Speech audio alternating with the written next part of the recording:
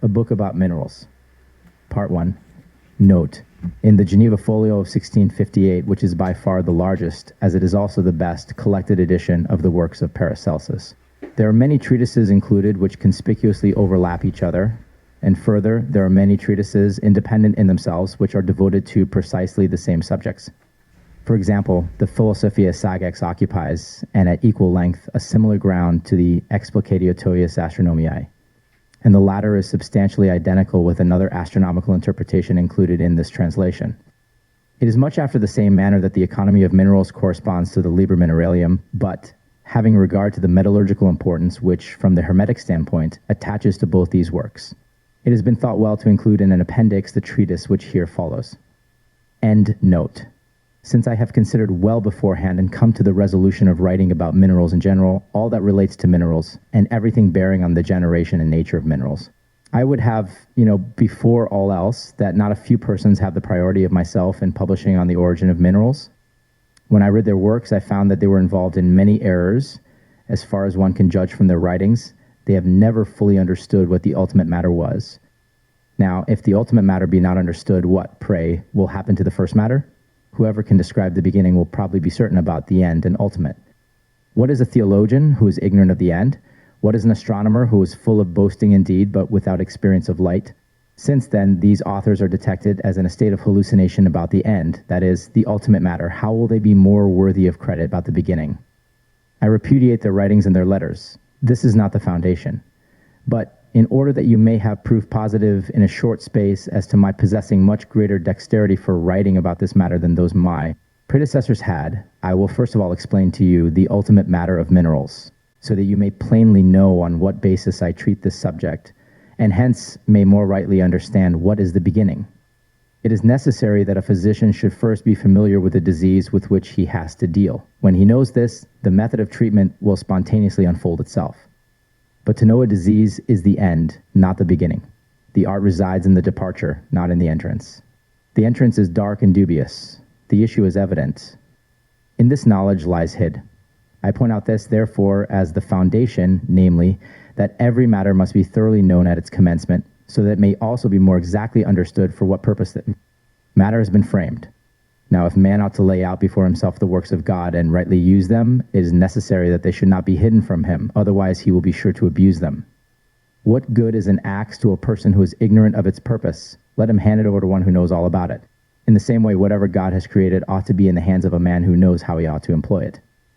Men should know and learn these things, not mere trifles and phantoms conjured up by the devil. But when I propose to write about the origin of minerals, I shall do this not of myself, but from my experience, and by means of him from whom I myself received it. What I said in my first paragraph, I here repeat, namely, that the last must be known before the first, and from the last the first should be understood. I make this clear from the example of Christ, who was not understood until he sent the Holy Spirit, who at his coming revealed all things. By him we understand Christ, though he came after Christ. So from the same ultimate, that is, by the Holy Spirit, we now understand both the Father and the Son. Now this fits in exactly with the philosophy of minerals, because the ultimate matter is made up of those things which teach the beginning of their mother, or of their birth. From them this birth must be understood. Already in other philosophic paragraphs I have named these three substances, sulfur, salt, and mercury, as being the principle of all those things which spring from four matrices, that is, the four elements. In the generation of minerals, it is necessary to explain that iron, steel, lead, emerald, sapphire, flint, dulic, etc. are nothing else than sulfur, salt, and mercury. Everything produced by nature is frail and corruptible, and it can be ascertained by art from what it has issued forth. And here is a proof from nature, since those three substances just spoken of are in the air, no less than in other things, such as fire, balsam, mercury, etc. If, by the aid of art, you resolve steel, gold, pearls, or corals, you will still find sulfur, salt, and mercury. When these are extracted by art, nothing more of that mineral remains, but all is dissolved, seeing then that the dissolution of substances reveals particularly what they are, and what is in them. You can gather that those things are three, namely sulfur, salt, and mercury. These three are the body, and everywhere there is one body and three substances. Concerning these three substances, I will now begin my teaching, by which you may know that in the ultimate matter there are three substances. Neither more nor fewer, and out of these three all minerals have been formed. Furthermore, how God created nature shall also be stated. On this basis, nothing shall be found lacking. In the beginning, it pleased God to make one element, water, whereinto he infused the power of generating minerals, so that they might forthwith grow, and thus adapt themselves to human needs. Water, I say, he destined for this office, that it should be the matrix of the metals by means of these three substances spoken of, namely fire, salt, and mercury. In this arrangement, so much foresight and discrimination were. Observe that from the one element of water were produced metals, gems, stones, and all minerals. And though the fruit be unlike its parent, so God willed that each should be produced according to its own nature. One is a bird of the air, another a fish in the water. And just as these differ one from the other, so do the natures of other created things. All these depend on the power of God, who willed that his good pleasure should be fulfilled in them. Now it should, first of all, be realized that the element of water is the mother of all minerals, though water itself is utterly unlike these. So also is the earth related to wood, though earth is not wood. Nevertheless, wood comes from it. In the same way, stone, iron, etc. are from water. Water becomes that which of itself it is not. It becomes earth, which it is not. So it is necessary for man also to become that which he is not. Whatever is destined to pass into its ultimate matter must necessarily differ from its beginning. The beginning is of no avail. Now, in water is the primal matter, namely the three first substances, fire, salt, and mercury. These have certain different natures in them, as will hereafter be pointed out. They have metals, they have gems, they have stones, they have flints, and many things of this kind. One is a metal, another a stone, another a flint. So in the sky, too, one is snow, another thunder, another the rainbow, another lightning. In like manner on earth, too, one thing is wood, another a herb, another a flower, and another a fungus. Such an artificer has God shewn himself, the master of all things, whose works no one is able to rival. He alone is in all things. He is the primal matter of all. He is the ultimate matter. He is all things. Then, when we come in due succession to explain minerals, we will, in the ensuing discourse, speak before all else concerning the properties of the matrix, that is, the element of water. The things whereof I write were supposed by the ancients to spring from the earth. Their meaning was good, but the position was incapable of proof. In this point they were defective, as also in the materials for establishing that proof.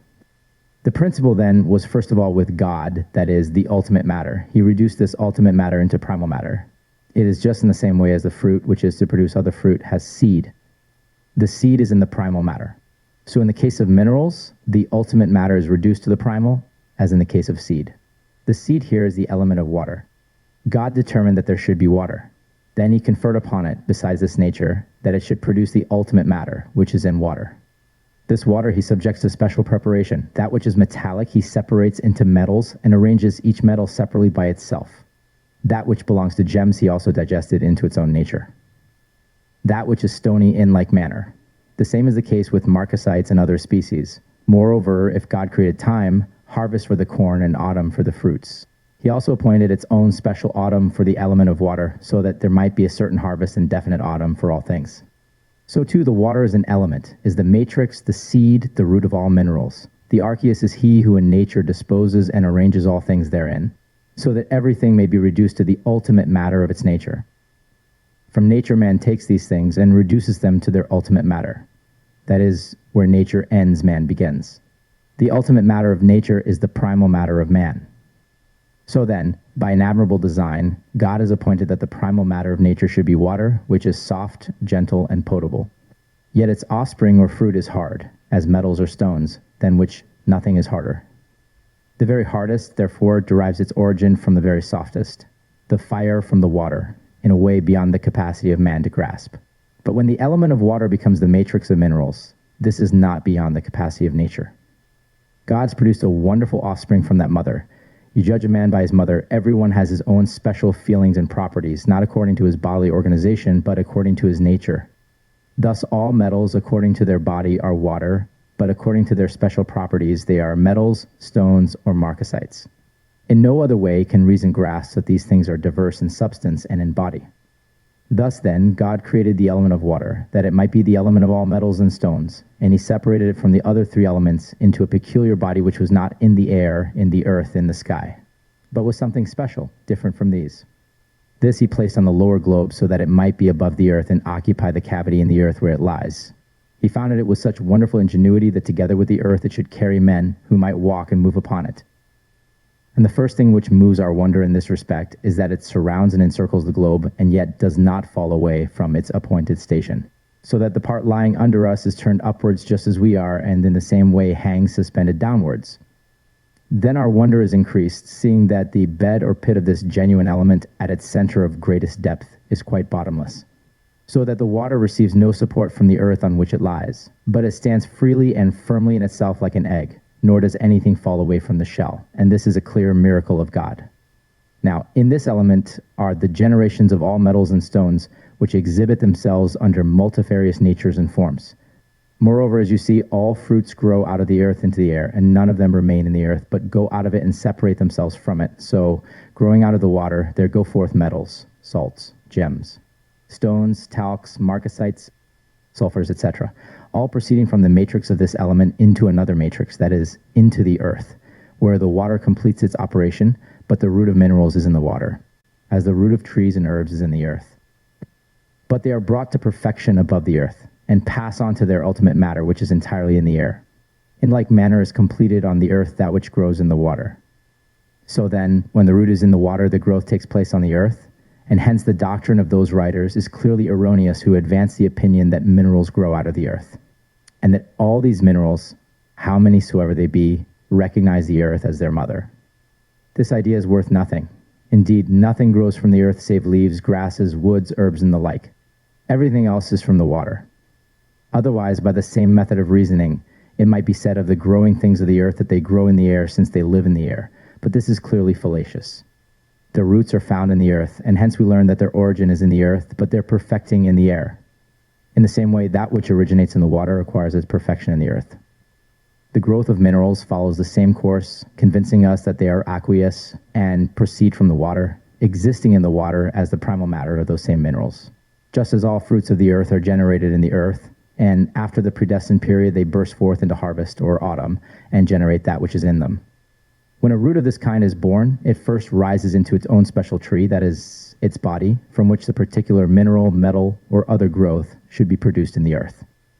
In like manner, also, the nut or the cherry does not spring straightway out of the earth, but first of all the tree is produced, and afterwards the fruit.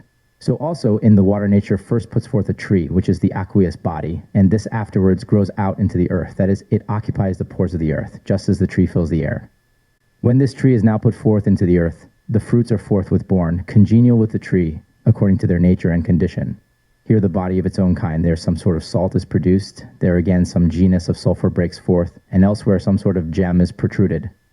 And just in the same way as many cherries or pears are found on one tree, so similar fruits of the water are found at the extremities, and as it were on the shoots of the trees appertaining to the element of water. Again, like as some trees put forth many fruits, and others only few, so in this case too, there is a similar property, nature, and condition. Trees of this kind, therefore, should first be sought, and afterwards their fruits. Thus, the rustic who pursues his culture in the element of water will be taught and instructed, as the husbandman who plies his craft in the soil is taught how he should pursue his husbandry and where fruits must be found. Careful attention, too, should be given in this method of generation, so that the illustration from the earth may hold good. In this way, there are some trees which bear their fruit not nakedly, but under mixed conditions. The chestnut, the nut, and other similar growths have a bark, thorny in appearance, and inside another, while lastly a thin skin encloses the kernel. So, in like manner, there are metals, also, and minerals lying hid in flesh and skin, such as are the ore of iron, the ore of silver, and soon. These have to be removed in order that after separation, the desired fruit may be extracted. On the other hand, there is another kind which puts forth its fruits nakedly, as cherries, plums, grapes. From these nothing is thrown away, but all is useful and good. So in the aqueous fountain are found pure and naked silver, gold, coral, carabe, and the like. These are all so arranged by nature that there may be different sorts of trees and of barks in which the mineral lies, which also depend upon the variety and division of water, climate, and geographical position. That which lies hid within has to be extracted from the bark or shell, just as in the case of fruits. And yet further, as you see in the kernel, a body and the kernel itself, so be well assured that similarly in the element itself there is a body and a spirit, so that the body has first to be sought for, and then the spirit in the body.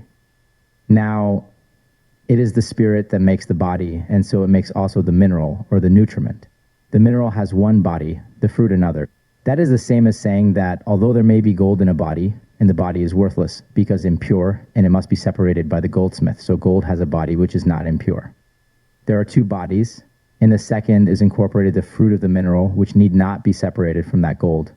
So then the fruits are first developed out of the element into a tree, afterwards into a body, and within the first shell, that which is precious and good. Just as man is a twofold body, a dense body which is worthless, and within this another body which is good, so is it with all growths. Whatever God has created, he perfects its corporality by a similar process. He has made man in one way, a tree in another, and a stone in another. But he made man more carefully, because he would that man should be created in his own likeness, so that eternity, in which other created things have no share, might reside in man. The same judgment is to be passed concerning the death of elements, because water has its own death no less than other things. Indeed, water is its own death, eating into, strangling, and consuming its own growth. We have proof of this in the earth. That which grows from it returns to it and perishes, so that no part of it any longer survives. So yesterday perishes, and no man will ever see it again, and it is in like manner with the night past. In like manner also pass away all things born of the earth, which return to the earth, and are consumed by it, and yet it is not heavier by half an ounce than it was yesterday, nor is it heavier today than it was 1,000 years ago. Its weight remains one and the same. God has gifted his elements with this peculiarity, that they should give fruits and consume their superfluities, but whither those superfluities have gone no man knows, any more than he knows whither yesterday has gone. In like manner, the element of water is its own death, inasmuch as it consumes and mortifies its own fruits. That death is in the great center and terminus of water, the open sea, into which all water flows. Whatever passes hereinto dies and decays, passing away even as wood is consumed in the fire. And as year by year new fruits emerge from the earth, while the old ones perish, so every day new minerals are begotten. Be they metals, marcasites, gems, stones, salts, or springs, these all come forth girt about with death, as an infant who brings along with it death bound up with life. By the same method of reasoning, metals too bring with their own beginning their own death too, and they die in the terminus of the water, that is, in the open sea. The Rhine, the Danube, the Elbe, and other rivers are not the element itself, they are its fruits. The element is in the open sea. It is that out of which all grow, and into which all must perforce return, and thus they acquire death whence life is allotted to them. This death will be more fully described hereafter in distinct paragraphs, when it is pointed out separately how each mineral comes into being and dies. Now, with regard to the tree of the element of water, mark this. When nature is about to put forth any growth into the world, be it gold, silver, copper, be it gem, emerald, sapphire, granite, be it a spring sweet or brackish, warm or cold, be it coral or marcasite, she then raises up, from the element of water, a tree on the earth, so that its root is fixed in the center of the sea, or of the matrix. That tree sends forth its seed into the earth, and spreads forth its branches. Know therefore that its stalk has the form of a liquid, which is not water, oil, bitumen, or mucilage.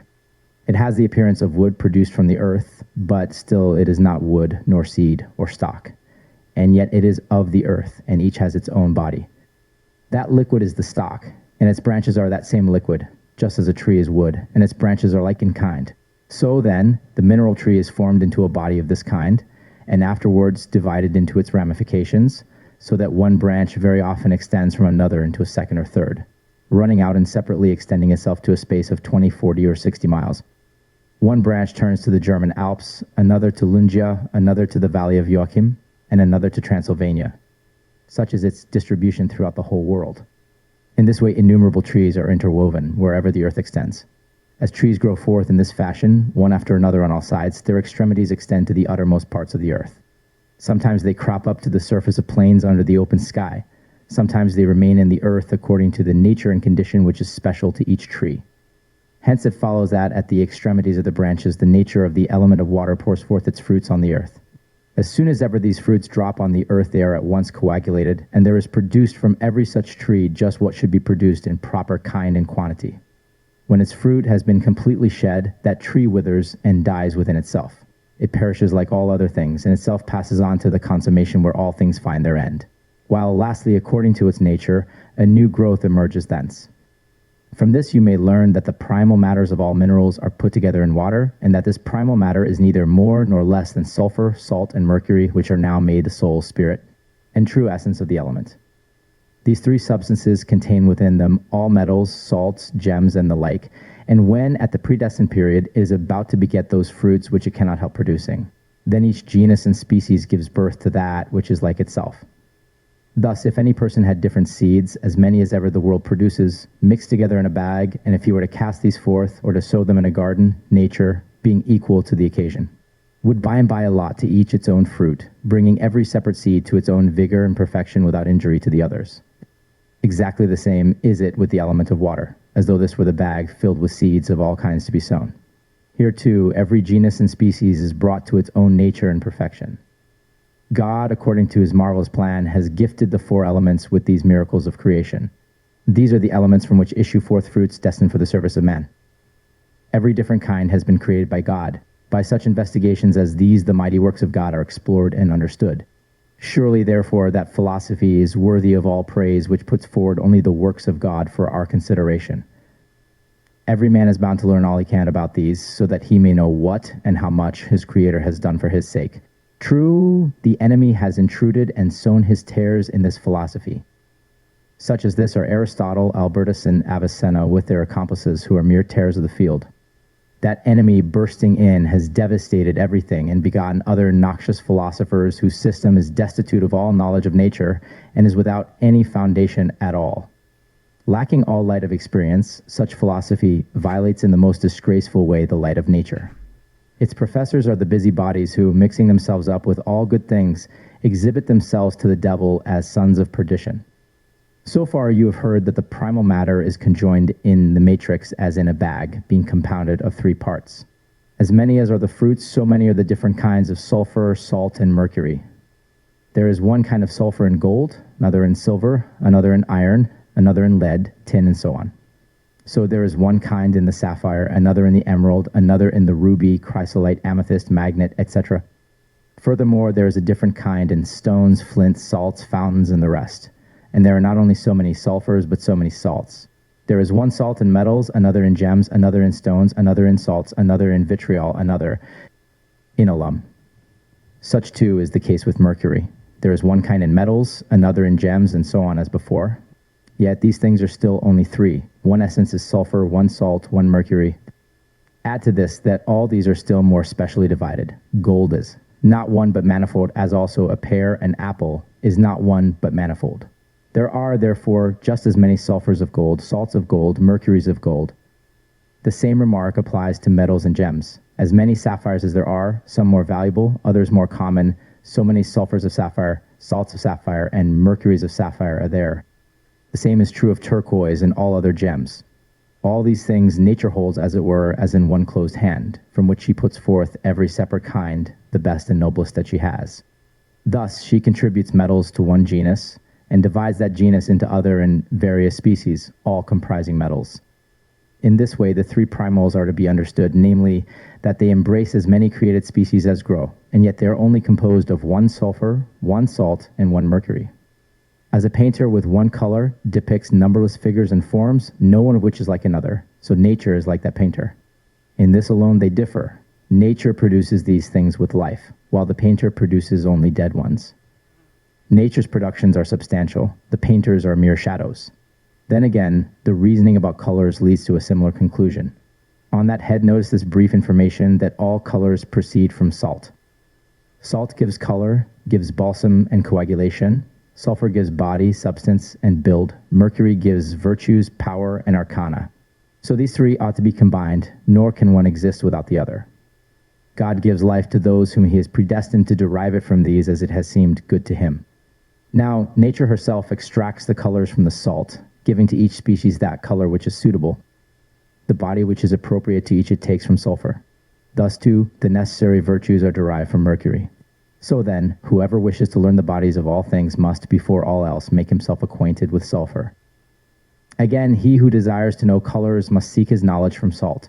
He who wishes to learn virtues, let him scrutinize the secrets of mercury.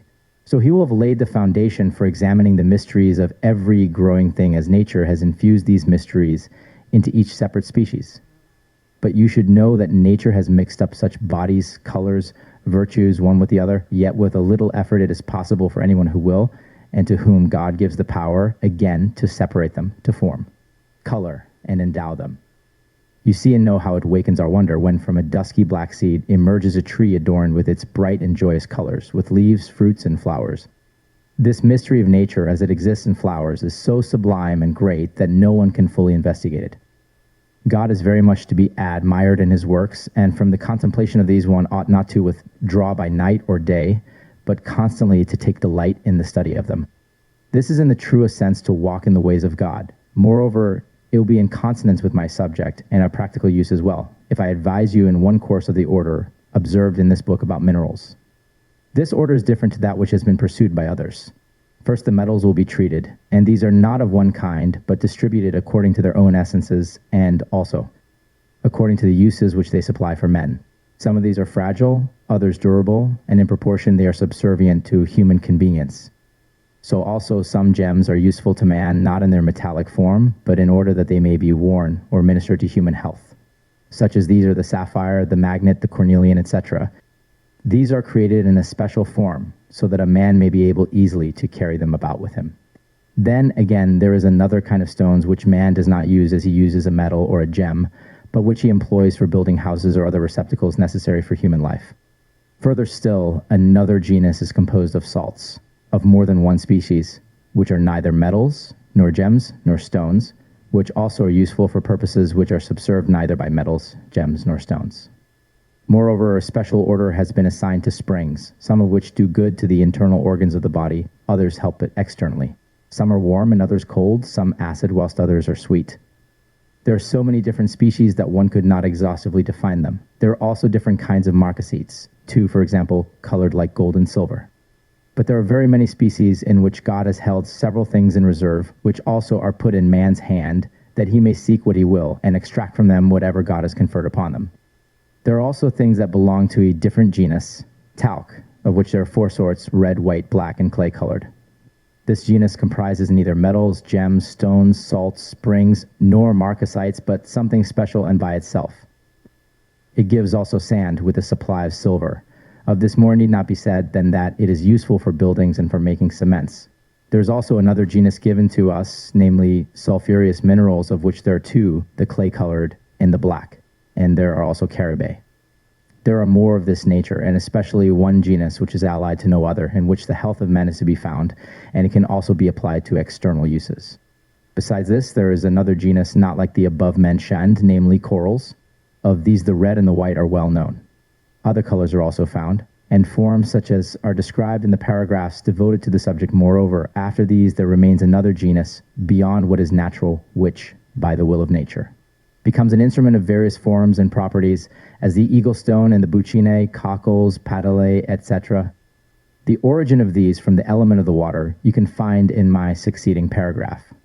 From the element of water, too, many kinds of fruits are produced. And though I shall only describe those which are known to me, I have found out much more, because the lower globe and the higher sphere, in all their parts, above, below, and on every side, are crammed with such as have been mentioned. I should therefore be fully competent to write about these. But still, it is true that many are hidden in the world about which I know nothing, yet neither do others know them. It is indeed true that many and various things are about to be revealed by God, concerning which none of us has hitherto even dreamed. For it is true that nothing is so occult that it shall not at length be made manifest.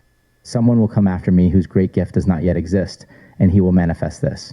You should know, however, that there are 3 parts in this art to which the perfections of minerals are compared. These 3 artifices in the nature of the element are congenital with the 3 primals. For as man has his gifts in the arts by which he excels, so also art affords to them in the matter of the 3 primals. And it should next be understood that no man can bring to perfection anything or any work by himself, without someone to help him. No one is superior to another save that man alone who knows how to conjoin what should be conjoined. Iron ore, for example, is ready to hand, but what can it do of itself? Nothing, unless there be added one who will fuse and prepare it. Secondly, this is nothing without a smith to forge it. This, again, is of no practical use unless there be someone to buy it and to apply it to its purposes. Such is the condition of all things. The same thing likewise occurs in nature, where it is not one thing only which makes a mineral. Others must be added, analogous to the fuser, buyer, seller, and user. If nature does not supply this work, she deputes it to man, as the matter whose duty it is to supply what is lacking. Nature, nevertheless, has need of a dispenser who will arrange and set in order what ought to be joined together so that what should be done may find accomplishment. One is ordained by God for this conjunction, and that is the archeus of nature. He afterwards requires his operatives to cooperate with him to fashion the thing and bring it into that condition for which it is appointed. Hence it follows that three things must be taken which reduce every mineral to its appointed end. These are sulfur, salt, and mercury. Those three perfect all things. First of all, there is need of a body in which the fabrication shall be begun. This is sulfur. Then there is necessary a property or virtue. This is mercury. Lastly, there is required compaction, congelation, unification. This is salt. Thus at last the thing is brought about as it should be. But it is not every sulfur which is a body for gold, or every mercury for its virtue, just as a baker cooking bread joins together what has to be joined, or a vine dresser seeks out and joins what has to be joined for the purpose of cultivating his vineyard. Everything is appointed to its own purpose, and everything finds out what is necessary for its own special purpose. Now, if the archeus has his lead ore, and it be necessary to form a tree in gold, iron, jacinth, here is the transcribed text from the image, following the specified rules. Granite, dulic, marble, sand, cachemia, or whatnot. Then he takes and combines the three simples, sulfur, salt, and mercury, which are of this nature, and do serve his purpose. Afterwards he casts them into his athanor, where they are decocted as seed in the earth. They are decocted again in such a way that sulfur may add its body, in which the operation consists. They prepare it according to their judgment for that which it ought to be or to become. Next, out of the other two mercuries decocted for its properties, so that those may be present which ought so to be. When these decoctions have been made, there follows lastly conservation, which is brought about by means of salt. In this way all is coagulated. That is, the salt first unifies, next congeals, and lastly coagulates. Now it is strengthened, so that already the autumn is ready, and he is at hand who is to beat out the metal. Let this brief account suffice for every generation of metals, namely, in what way they are conjoined. Concerning each one separately, how it is to be dealt with, instruction shall be given in the particular chapter. And this teaching indeed concerning minerals is necessary in order that everything may be more rightly and plainly understood, and that you may not be led away by the deceits of the old writers and their followers. They are puffed up with vast self-esteem, and are only approved by those like them, who are as unskillful as themselves, but do not take their ease quite so much, hoping that they may search into and gather these things by more exact study. Part 2. Concerning the generation of metals, you may be assured that there is a great number and vast variety of them. A metal is that which fire can subdue, and out of which the artisan can make some instrument. Of this class are gold, silver, iron, copper, lead, tin. These are called metals by every one. But there are also, besides these, certain metals which are not reckoned as metals, either in the writings and philosophy of the ancients, nor by the common people, and yet they are metals. To these belong zinc and cobalt, which are subdued and forged by force of fire, as also certain granites, accustomed to be so called, of which there are many kinds, themselves also metals. But many more are those which up to this time are not as yet known to me, as are many different sorts of marcasites, bismuths, and other cachemiae, which produce metals, but of kinds not yet known. Only the principal ones are known, which are more ready and convenient for use, such as gold, silver, iron, copper, tin, lead. The rest are pretty completely neglected, and nobody cares about their properties, neither the smith, nor the ironworker, the tinman, brazier, or goldsmith. Nevertheless, these metals are for other operators not yet born. No one is competent to learn save in one way and by a single art. The assertion that quicksilver is a metal has no truth in it. It belongs to another class of minerals, not being a metal, a stone, a marcasite, or a sapphire, etc. It is a peculiar growth of nature, gifted with its own body like the rest, and provided with its properties. The custom is passing away, too, of arranging 7 metals for the 7 planets. From this it arose that, not having full knowledge of metals, people reckon quicksilver as one of them. According to their comparison of things, gold is Sol, silver is Luna, copper is Venus, lead Saturn, and tin Jupiter. But come, arrange these things. If you join Venus and copper, you will soon see how they square and agree with one another. Join and compare lead with Saturn, and notice what happens. Compare tin and Jupiter, and see what fruit will arise. Such philosophy is nothing but rubbish and confusion. Not the slightest vestige of any foundation or light appears in it. Such remarks are merely barbarous, and not philosophy at all. Of the same kind is the assertion that quicksilver is mercury. Compare the complexion, nature, working, quality, properties, and various virtues and essences, and see how they square one with another and agree. They are quite incongruous. One has not the least likeness to the other. It is true that the philosophy of plants has arranged 7 herbs according to the 7 planets. But these are the mere dreams of physicians, with no stability or power of proof in them. According to them, Mercurialis is Mercury, Heliotrope Sol, and Lunaria Luna. But do you think, you fathers, that you can fly away to the sky and have the power of comparing Earth with heaven without any astronomy or philosophy, when you can't even get a glimpse of what lies hidden so common a growth as the heliotrope? This distribution, therefore, should be admitted by nobody, but ought to be relegated to those who do not judge according to the light of nature, but by their own long stoles. The chapter on metals teaches you that those metals are 6 in number, so far as they are known to me, and I have given them above. To these are added a few others, some 3 or 4, which are known to me, and the number and species whereof shall be given in due course. I think it very likely that a large number still remain, for by provings of the metals, many proofs present themselves which are metallic, that is, they are reckoned according to the nature of the 6 metals, though they do not altogether agree thereto, so that I should augur from this that a great number of metals still remain. Every mineral can be thoroughly known and discriminated if subjected to a sufficient examination. With regard to the generation of gold, the true opinion is that it is sulfur sublimated to the highest degree by nature, and purged from all dregs, blackness, and filth whatever, so transparent and lustrous, if one may say so, as no other of the metals can be, with a higher and more exalted body. Sulfur, one of the 3 primals, is the first matter of gold. If alchemists could find and obtain this sulfur, such as it is in the auriferous tree at its roots in the mountains, it would certainly be the cause of effusive joy on their part. This is the sulfur of the philosophers, from which gold is produced, not that other sulfur from which come iron, copper, etc. This is a little bit of their universality. Moreover, mercury, separated to the highest degree according to metallic nature, and free from all earthly and accidental admixtures, is changed into a mercurial body with consummate clearness. This is the mercury of the philosophers which generates gold, and is the second part of the primal matter. The third part of the primal matter of gold, or of the tree from which gold ought to grow, as a rose from a rose seed, is salt, crystallized to the highest degree, and so highly separated and purified from all its acridity, bitterness, astosity, a luminous and vitriolic character, that it no longer has anything of the kind appertaining to it, but is carefully illuminated in itself to the very supreme point, and advanced to the highest transparency of the beryl.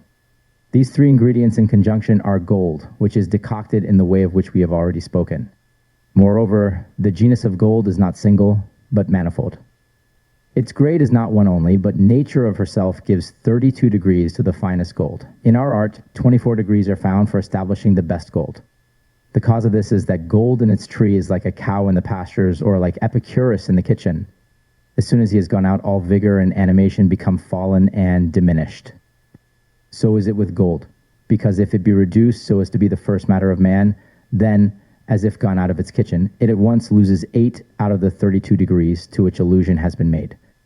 But there are diversities in the kitchens too, some being better and others worse. Accordingly, as the gold falls into this one or the other, so it is either increased or diminished in degrees from 26 degrees as a maximum down to 10 degrees as a minimum. The grades below this are too pale and not recognizable, for it is the nature of gold to be either light or dense. This happens from some impediment which occurs from the stars or other elements which aid in the decoction. As one man is more dense or more subtle than another, so neither does gold always attain its complete grade, principally for this reason that too much body or salt or mercury has been added, from which fault and error are sure to arise. Too much salt causes too great paleness. Too much mercury makes the gold too much the color of corn. Too much sulfur confers excessive redness. And it must be remembered too that sometimes the weights are unequally divided. Nature sometimes errs as well as men. If this happens, the grade is unequal. It reaches a point from 12 to 24. But if the superfluous weight be removed, as it can be by art, say by antimony, by corda, as it is called, by regal cement, or by other means, the irrelevant weights are removed and the 24 degrees remain. Let not the alchemist, then, attempt rashly to graduate gold, which is done in this way. For the weight in excess is unfit to assume its degree and to be reduced to a just standard. But what is not good of its kind cannot be exalted, yet it may be that gold which is too pallid in its decoction may be graduated. But a principal item of knowledge with regard to this is that it does not lose its body in regale, antimony, and corda. Indeed, it persistently retains both its color and its weight. This is a property of good gold, Gold becomes white by sulfur in the manner already detailed. But the other two, mercury and salt, are white and of a golden nature. These so tinge a sulfurous body that it loses its redness and grows white. Sulfur takes the tint of other colors. For though the whole be red or white or clay-colored, its color is changed by the tincture, which is composed of mercury and salt. When, therefore, the body is sulfur, the tincture of alchemy can easily change its color. It is necessary, however, in this case, that the other tincture, the alchemical to wit, should tinge the mercury and salt from whiteness to redness. In this way, gold assumes the color which it ought to have. And it should be realized that there are complexions in gold and in other metals, just as there are in man himself. Another fact which should be accepted is that the white complexion also is changed by corporal transmutation, so also is redness. These two colors separately inhere in redness, yellowness inheres in whiteness, and these are subject to the primary colors. This transmutation can be effected by means of alchemy, but under the condition that it shall be directed to the complexions, and that it shall first of all be tested in man. So that one shall be made of a melancholy or a sanguine temperament, just as cattle may be made black or white, and that by a tincture. Nature, indeed, in her mineral working, acts exactly as she does with man in his generation. In the same way, man also ought to act in the generation of nature as being superior to nature in this respect, if only nature has gifted him with the astral mysteries of the arts. This method of treatment, however, I now relegate to astronomy. Attention also must be paid to the fact that at this juncture nature takes the lead in matters of the kind described. In sulfur there is nothing save a body, in salt nothing, only in mercury. Sulfur and salt are so far available that the one gives the body in which is gold, the other adds strength. In what relates to the nature, force, and virtue, all this is due to mercury. Whatever property there is in sulfur belongs to all alike. There is nothing in it except body where mercury is not present. So in salt. But know that salt is a balsam, and conserves mercury so that its virtues and properties shall not putrefy or decay. Thus this virtue is incorporated with gold, and if it be separated after coagulation in salt, it cannot be detected by art, as neither can the properties of sulfur be discovered. But all these are readily found in mercury. So when art separates, it deserts the body, nor takes any heed of its medicine. In like manner, it deserts salt together with its medicine. And although the body has some influence as a body, and salt is salt, still, these medicines must not be sought therein, but only in mercury, which contains all things. For this is the rationale of creation, that in all the outgrowths from the four elements of nature, not only are those things present which are of themselves seen and understood, but these also contain within them the magnet which, in decoction and preparation, attracts to itself the essences of the three primals, that is, the quintessence, as the ancients term it, though they ought rather to call it the quart essence. For the mineral consists of three, and besides these there is the magnet, which is a medicine. The magnet has attracted this, and it is found in mercury. But mercury itself, too, in its ultimate separation, loses much of its weight. When nature is thus prepared and lead to such increase, at first the gold becomes a tree after its kind. This spreads itself, and afterwards are generated the branches. The flower follows, then the fruit. The flower in the earth, like that in any other tree, is at the extremity. And as the flower is at the extremity, and the nucleus too, while yet immature, so there is the same method observable in the generation of gold and of all metals. When the flower falls, the fruit is born in its place. This, it is true, does not always burst forth where the flower had stood, but this is the nature of the auriferous tree, that the fruit flourishes sometimes at the distance of several hundred ells in the interior of the tree itself, some straightway in the open air, and others midway between the two. There is thus some difference amongst auriferous trees, the natures of which vary one from the other. Hence they are found distributed in different ways, just as their own peculiar mode of growth is assigned by God to other trees. Besides, with regard to gold, this fact also deserves to be well weighed, namely, that it is sometimes overloaded with impediments, so that occasionally nothing takes place except a generation of mercury. If this takes place, it leads one astray. If corrosive salts fall on the flowers, they are eaten away, just as the actual flowers on trees are eaten by worms. The gold, too, is chilled by mercury or burnt by salts. There are many mishaps of this kind. The earth and the firmament and the air may destroy it. Unless these are fruitful, they bring forth no good. As trees are burned up by a blazing sun, so here also takes place in the water. The light of philosophy teaches us all these matters, and they are abundantly established by experience. The minerals of gold, therefore, and others, are forced to submit to hindrances of this kind. There is nothing in existence which is not occasionally shaken with its tempests. But there are other impediments which are wont to affect the degree. Of this class are chimiae, resins, and other marcasites, which insinuate themselves into the workings and send forth their tinctures. All these are rejected in the art. Concerning silver. Silver is generated from white sulfur, salt, and mercury, which, being most subtly prepared and rendered transparent, have been restored to a fixed nature, that is. They are fixed from their special nature nearest to gold in a fire of ashes, but not with antimony, regale, and corda. Here is the difference in fixation between gold and silver in this respect, that gold is male and possesses masculine virtues, while silver is female and is possessed of feminine virtues. Herein lies the difference between the fixation of gold and of silver. Since gold is male, it can bear more fixation, but silver less. Thus the matter of silver is comprised in its primals, as is the case with a woman. Gold and silver indeed are of one and the same primal matter, but the same distinction supervenes as exists between a man and a woman. Concerning Jove. Of the generation of Jove, it should be known that it is produced from fixed white sulfur, fixed salt, and from mercury that is not fixed. And for this reason, because Jupiter is fixed according to body, but not in the substance of Mercury. It loses all its fusion and malleability. Afterwards, it ceases to be a metal, for the metallic spirit is separated therefrom by art. As soon as ever this has been done, it is nothing else but white sulfur and salt and dried mercury. Concerning Saturn. Saturn is born from a black, sulfurous, and dense body beyond all other metals. On account of its density, it consists of the thickest mercury and the most fluid salt, so that there is received into Saturn the most fluid body of sulfur, salt, and mercury.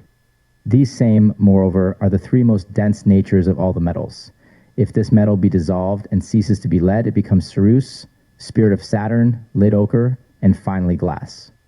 It consists of three colors. The lemon color it gets from sulfur, and the white from mercury. It gets its spirit from salt, and from all together its vitreous nature, just as all the metals have. Considering iron and steel. On the other hand, iron is generated from the least fluid sulfur, salt, and mercury, being the very opposite of tin and lead. It is coagulated into a hard metal and copulated in itself, for two metals are joined together in one, iron and steel. Iron is feminine and steel masculine. This conjugation resembles that of gold and silver, that is to say, the male and female grow together. They can, therefore, be in their turn separated, the female to her sex, the male to his. The female can be applied to her uses, and the male to his in like manner. Concerning Venus. Copper is generated from purple sulfur, red salt, and yellow mercury. If these three colors be mixed with one another, copper is produced. Now, copper contains within itself its own female element, that is, its scoriae. If these are separated by art and the body reduced, it comes out male. The nature of each constituent is such that the male does not suffer itself to be again destroyed, and the female no longer emits scoriae. They differ from one another in flexibility and malleability, as iron and steel differ. If that separation be made, and each consigned to its own nature, two metals are produced, differing altogether in essence, species, and properties. Note, such and so many in number are the metals, as I have reckoned them up, namely, gold, silver, tin, lead, iron, steel, female copper, and male copper. Thus they are 8 in number. But if, as cannot be the case, iron and steel, and male and female copper respectively, are reckoned each as one metal, there would be only 6, and the arrangement would be inconvenient. There are 7 well-defined and publicly known metals: gold, silver, tin, lead, iron, steel, and copper, the last being reckoned as one metal, since the male and female are wrought together and not separated, as they ought to be. End note of mixed metals. You perceive from what has been already said that the male is not always solitary without a consort, but often they coexist, as in the cases of gold and silver, iron, and steel, which grow together in one working, from which each retains its own special nature, but still they are mixed so that one does not impede the other, nor are they of their own accord separated one from the other.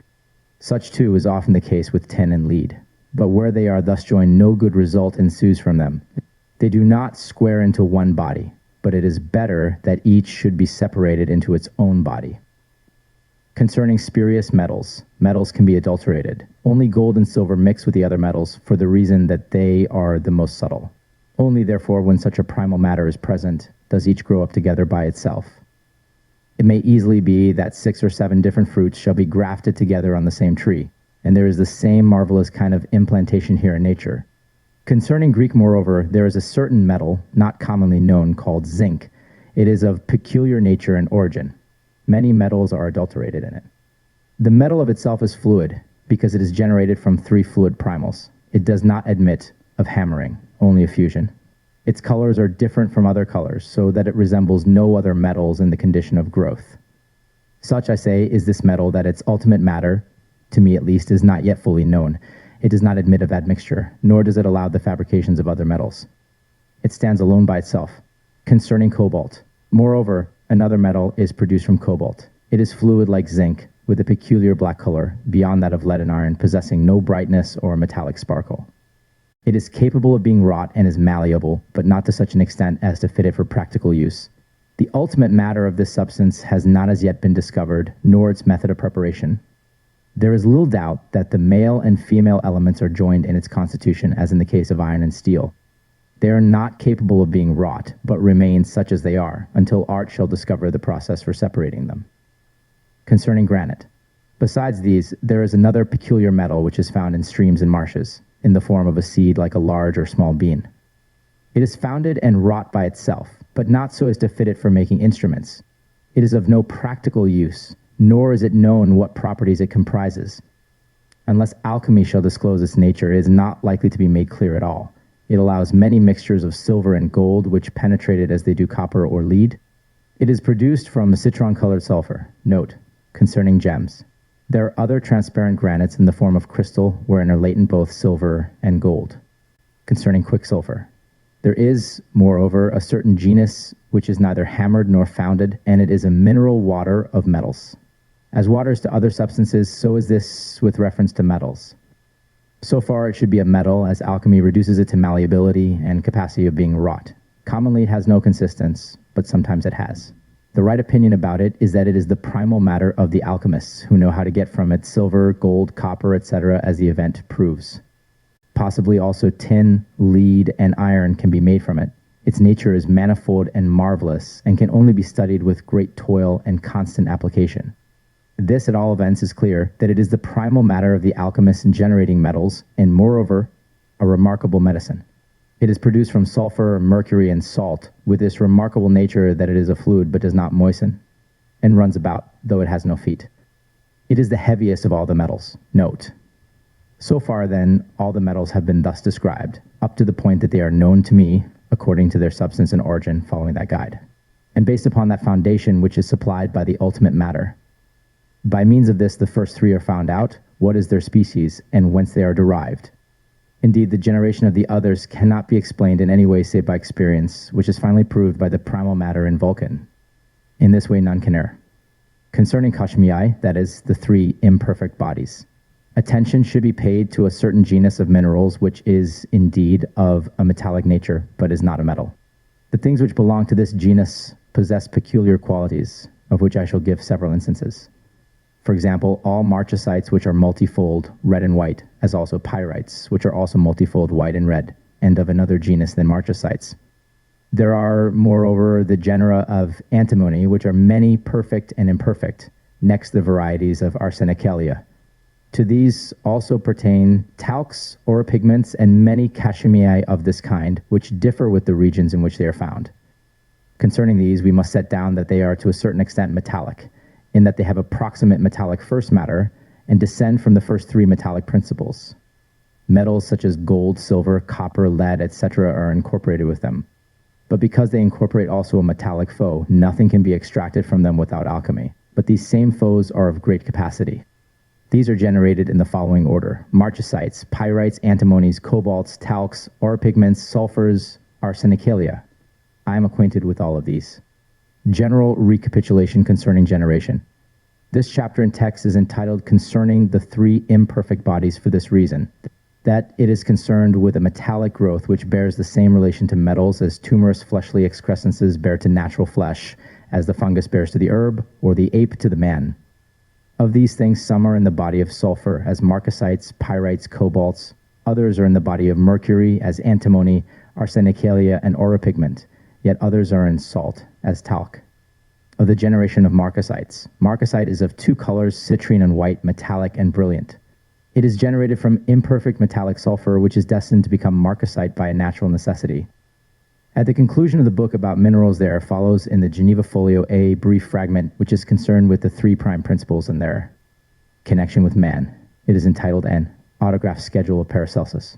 There are then in human beings only 7 planets, 4 of which are bodies per se, not forming part of anything else. There are also other minerals, those of the 3 primals to wit, which come from sulfur, mercury, and salt, and are specially called mineral because they are either themselves minerals or form parts of minerals. There are 2 minerals and several parts which enter partially into their composition. Gold, for instance, bears with it 3 parts, salt, sulfur, and mercury, and all species comprised under minerals are made up of these 3 parts. Every planet has a perfect Iliadus. The other parts have not the same, as for instance Sal Gemme, forming a species, not a part. A marcasite is a species, Kashmia is a species. But spirits have species in them, as the salt of a gem has arsenic, fixed sulfur, and liquid mercury. The Iliadus, however, differs from the former Iliadus, because the former has his substance and mineral perfect. Minerals have such species, not a manifest body as planets have.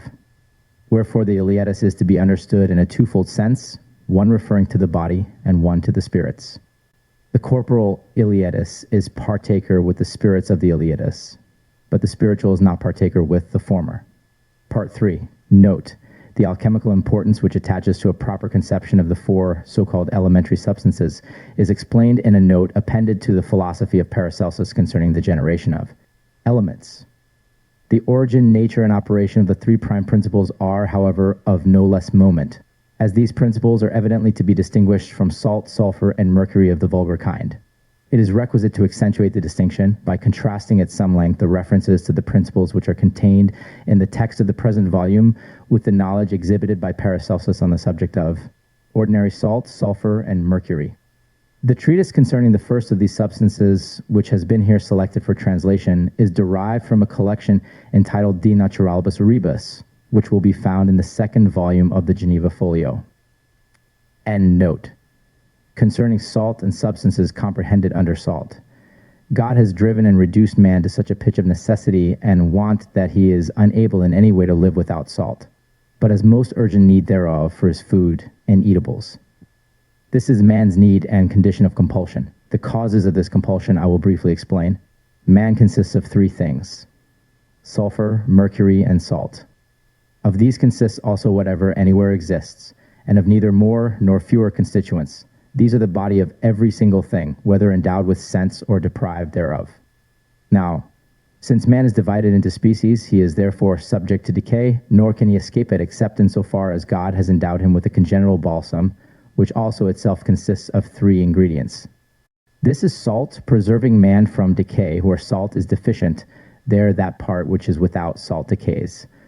For as the flesh of cattle is made free from decay, so also salt, naturally infused into us by God, preserves our body from putrefaction. Let that theory stand then, that man consists of 3 bodies, and that one of these is salt, as the conservative element which prevents the body born with it from decaying.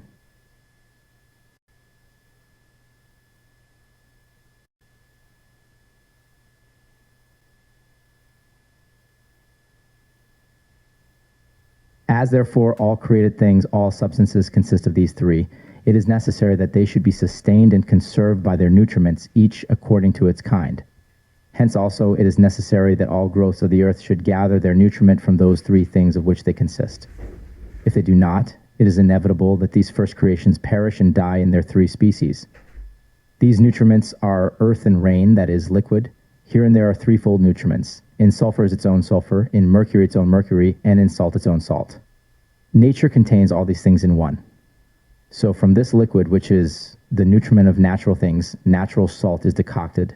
Hence, by parity of reasoning, it is clear that man himself also must be nourished in the same way. That is to say, that his sulfur must receive nutrimental sulfur, mercury its nutrimental mercury, and the congenital salt its nutrimental salt, whereby, from these 3, man may be sustained and conserved in his species. Whatever burns is sulfur, whatever is humid is mercury, and that which is the balsam of these 2 is salt. Hereupon depends the diversity of human aliments. Man has need of ardent foods for the sustentation of his sulfur. He wants moist foods for keeping up his supply of mercury, and eats salt to cherish his nature of salt. If this order be violated, that species in the body perishes, whichever species is neglected, and when one part perishes, the rest perish with it. This order must be kept in due series. The academics know nothing of this philosophy, a fact not be wondered at, since in other matters they neither know nor can do anything. Now, all the world over, there are ardent foods such as flesh meat, fish, bread, etc. So there are humid foods, as springs, flowing streams, seas. In like manner, there is salt everywhere. These things are distributed over the whole world, so that everywhere the supply of them is ready to hand. Now, with regard to the nature of man, the following should be accepted. The reason man desires food is on account of his sulfur. Why he needs drink, whether it be water or wine, is on account of the mercury. And the reason of his desiring salt is on account of his salt in himself. These facts are little known, but nevertheless nature does crave for these things. And this is not the case with men only, but animals too become fatter, stronger, more useful, and more healthy with salt than without it. If the due quantity of salt be not supplied, some defect arises in one of the two species, so that the animal decays and dies. Its nature is no longer supported by those necessary elements which it requires. The condition of man is similar. Without nutriments of this kind, he cannot live. The appetite of the nature with which he is born requires some satisfaction proportioned to his need. It is reported indeed that in certain newly discovered islands men prepare no food cooked with salt, nor supply such food to their animals. But it is quite certain that their own nature and that of their cattle needs the salt water of the sea, and that they have cooked their food mixed with this. Nature never rests at ease, but constantly catches at and seeks for that which is necessity and use require, and thus compels cattle, not to mention man, to lick salted things. For ourselves, custom and necessity alike prescribe that we eat salt in our food. Such an ordinance is natural and prudent. In this way, three nutriments meet, that is to say, salt and food in one, and with these a third, namely, drink. By these nature is nourished and sustained. I have said of salt that it is the natural balsam of the living body. That is, so long as the body lives, so long the aforesaid salt is its balsam against putridity. By this balsam, the whole body of man, as well as that of other creatures, is kept and conserved. But if there accrue to man any decay, or, if I may so term it, any cadaverousness, as in the disease called Persian fire, the reason is that. Now, if everything in creation is to be dissolved, it is clear that even the very balsam itself contains the elements of dissolution, and when once this dissolution begins, its strength and power increase. If the balsam is dissolved or corrupted, and the various modes in which this may take place are given in my theory of medicine, then forthwith corruption and decay begin, according to the mode in which the salt has been corrupted. If the salt has not undergone corruption, then neither the external nor the internal body of man decays. Hence we must conclude that salt is like a balsam in man, and that the natural salt which man eats is his food and aliment. I have discussed the subject of salt at some length for the sake of securing fuller intelligence of the matter. Putting aside, therefore, the idea of a natural balsam, I would point out, moreover, concerning the salt in food, how it is an aliment, and with what gifts it is endowed by God, both for preserving the health of men and for warding off many diseases. But since nothing is so good as not to have some evil combined with it, it remains for us to recount the evil there is in salt, so that in this way the good and evil may be conjoined, and the one separated from the other. The nature and condition of salt are very remarkable. If salt can preserve the dead body or corpse, much more will it preserve the live flesh. If by its power and efficacy salt preserves the dead body from worms, much more the living body, and for this reason, that it is not only an aliment, but a necessary food and a medicine useful for old and young alike. Salt must be supplied to all, but there are three kinds of salt. There is sea salt, which is salt of itself, not salted by others. As wine differs from water, so the sea in its nature differs from other waters. Other waters are sweet. This is salt. Secondly, there are some springs which are sweet yet salt at the same time. These have a special nature, insomuch as they have that nature not in common with the sea, but of themselves contain a different kind of salt. Thirdly, there are also mineral salts, with the appearance of a stone, of a different kind from other metals or minerals. The best salt is from springs. Next comes that from minerals. The harder it is, the better. Then there is sea salt. And as salt is divided into many kinds, so also is it sundered into many and various properties distinct from one another. As to the way in which salt is prepared, there is no need to discuss that subject here, since it is clear enough. Neither is this the place to describe how it grows. That topic belongs rather to the book on the generation of minerals. My intention is to enlarge upon the virtues and vices of salt. In this case, there is no need to speak of sea salt. Whatever is written about white salt applies also to sea salt. Of rock salt not decocted again, it is not treated here so much as of salt which has been so decocted. All salt, which is prepared either from water or out of a saline and mineral, preserves the common order and virtue of salt, for the strongest foundation is in liquid. Sea salt and rock salt do not become liquid, but salt which is decocted passes into a liquid before it is separated from the water into coagulated salt. The description of salt, then, is twofold. One is that of salt from liquid, the other of salt which is entire and definite. It should be known at the outset that this is the nature of every salt in its kind.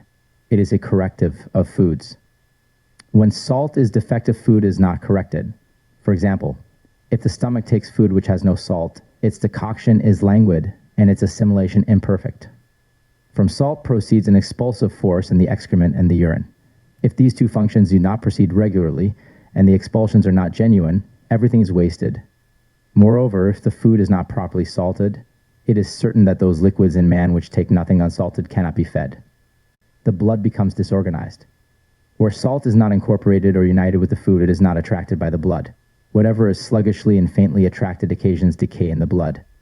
Now, in order to avoid this, and for the sake of those particular members, food should be salted so that they may not be deprived of their due nutriment. Moreover, there is a solvent power in salt.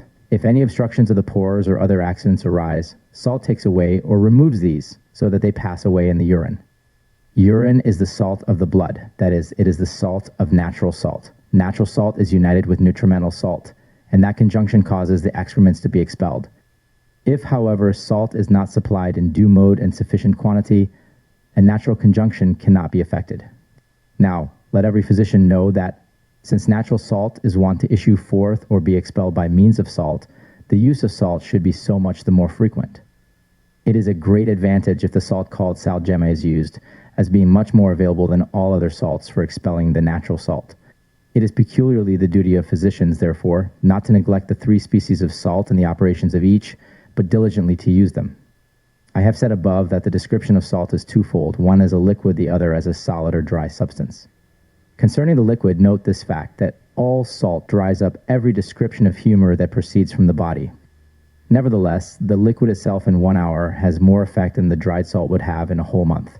So much more of a drying nature is there against superfluous humors than in dry salt. Even if dry salt be reduced, it is not of equal excellence, as you will learn in its addition and correction. It is accordingly of great importance that the liquid of salt should be correctly described.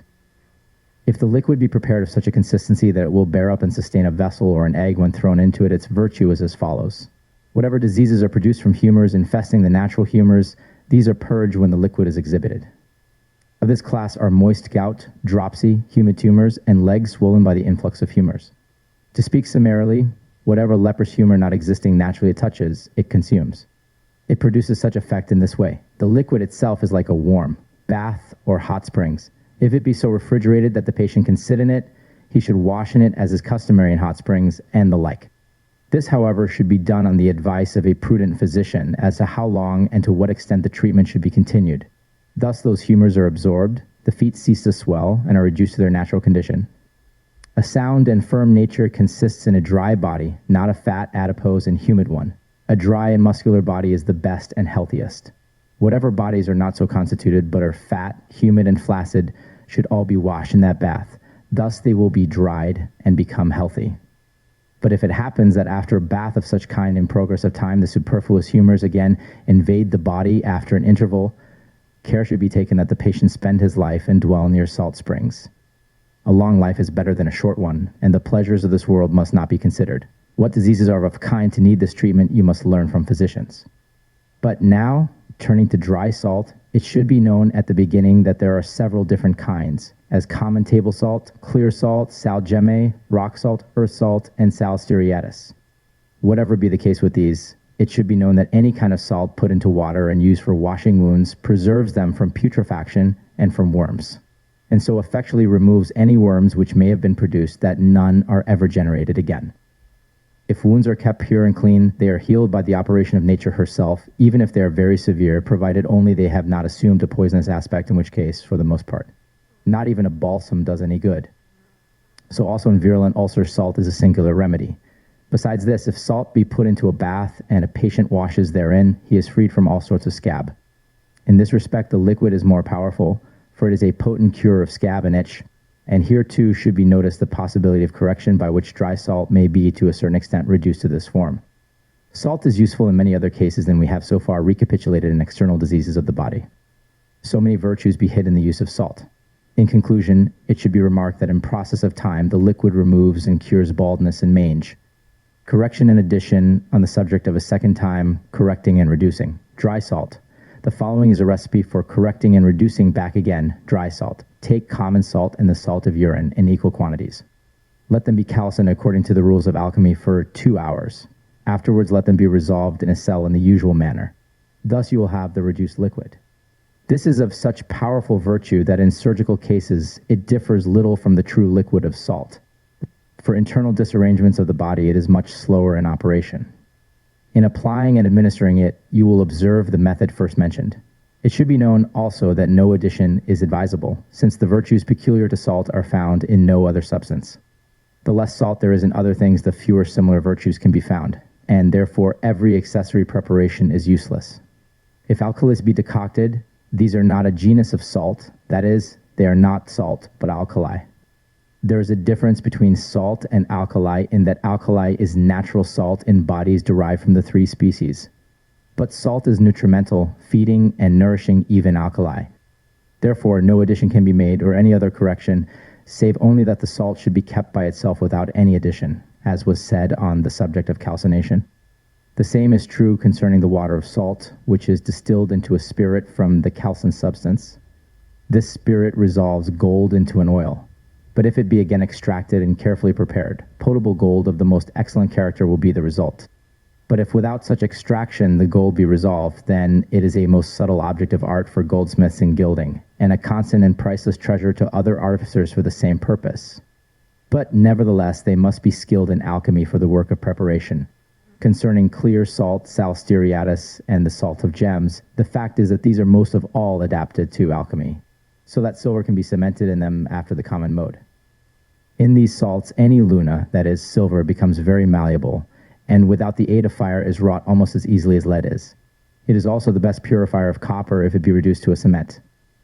Besides the conditions of salt already mentioned, one other property remains. It is this. In whatever place the urine of men or animals is deposited, their salt nitre is afterward produced. The urine being collected and prepared so as to form another salt is called salt nitre. Now, salt nitre is salt formed from the natural corporeal salt and the salt of food. If these two are joined in man, they expel from him what is superfluous by means of the urine, which is nothing else than natural, corporal, and nutrimental salt meeting with other humors. Now, if the urine be excreted into nitre and stand for some time, then the spirit of salt meeting together in its operation prepares one salt out of 2, and that indeed of a peculiar kind.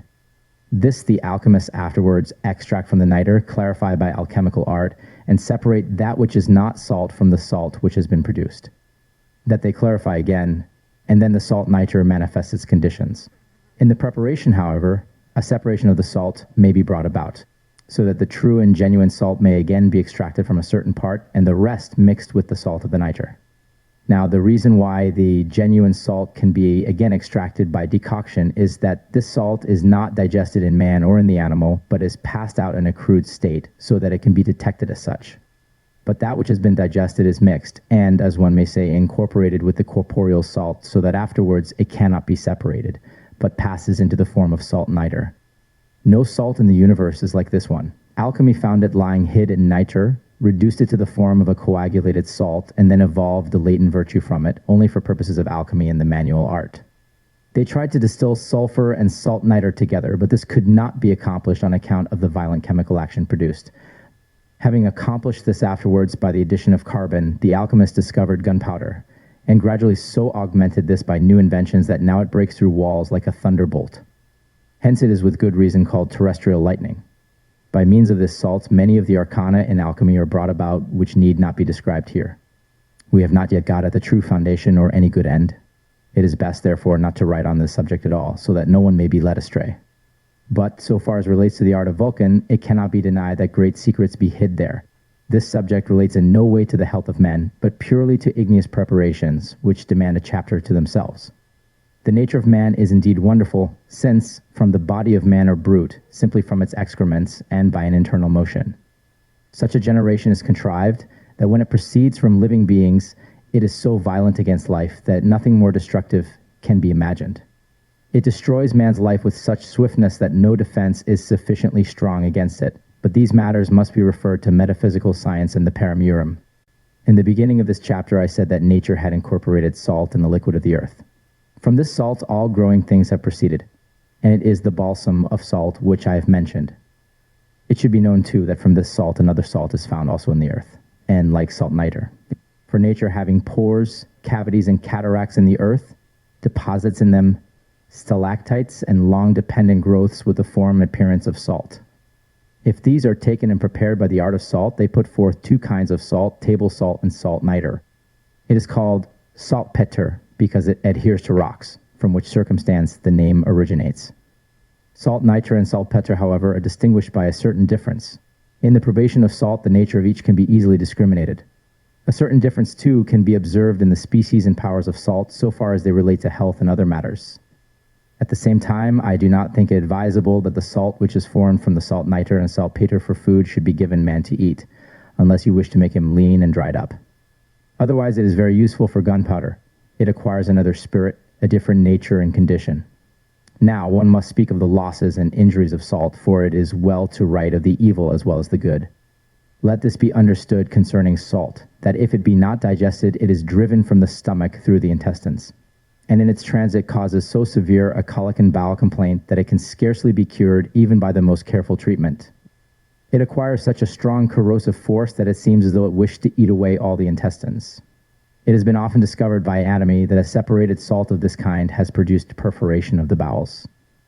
Besides this, if it remains in the stomach, it causes craving, heat of stomach, and other ailments, all of which arise from crude salt adhering to the orifice of the stomach. In the case of these patients, the physician must take great care to observe whether that salt has proceeded from salted, smoked, or dried foods. Salt is not added in equal portions to every kind of food, and this circumstance should be diligently considered by the physician. It also happens sometimes that this salt enters the mesenteric veins and is there granulated and constipated, whence arise many unusual diseases, not only local but extending over the whole body. The same may also occur in those parts to which the urine penetrates on its passage to the emunctories. All this we leave to be weighed by the prudent physician. Now, therefore, we will conclude as to the matter of salt and its kind. We thought it should be specially described, as it is a German growth. Many more things could be said of it here, but they are not all relevant, and many of them would be injurious, so that I have been unwilling to discuss them. What seemed to me useful I have done my best to impart as the result of my experience. Note: the treatise which follows constitutes the 7th chapter De Naturalibus Rebus, and may be compared with the Economy of Minerals. See 17. It is an addition of considerable importance to the hermetic chemistry of Paracelsus. End note. Concerning sulfur. God created the resin of the earth and endowed it with many unspeakable qualities, not only for remedying diseases, but also for alchemical operations.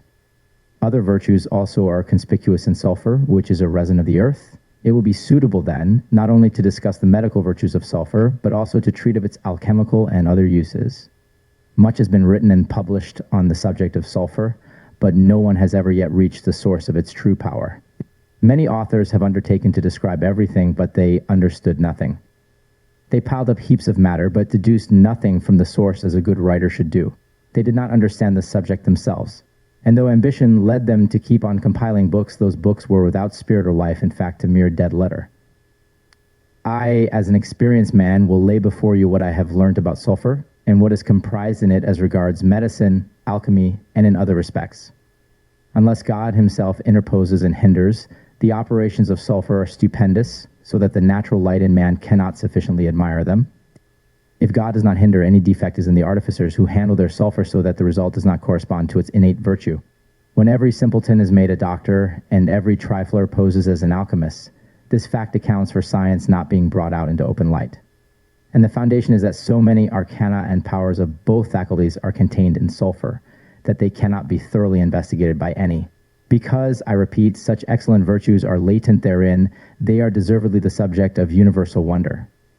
After long experience gained in both faculties, these powers of sulfur were discovered and understood by me, and I realized that scarcely any exist which are superior to them, or which can even be compared to them in medicine and in alchemy.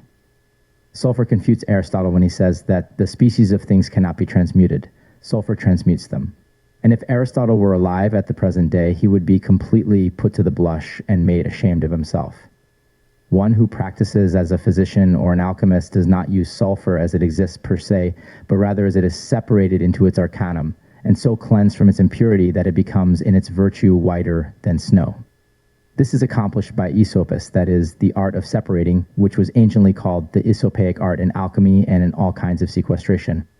Even when crude, it is remarkable for common use and for all external purposes. But in order to be quite accurate in explaining sulfur, I will differentiate it.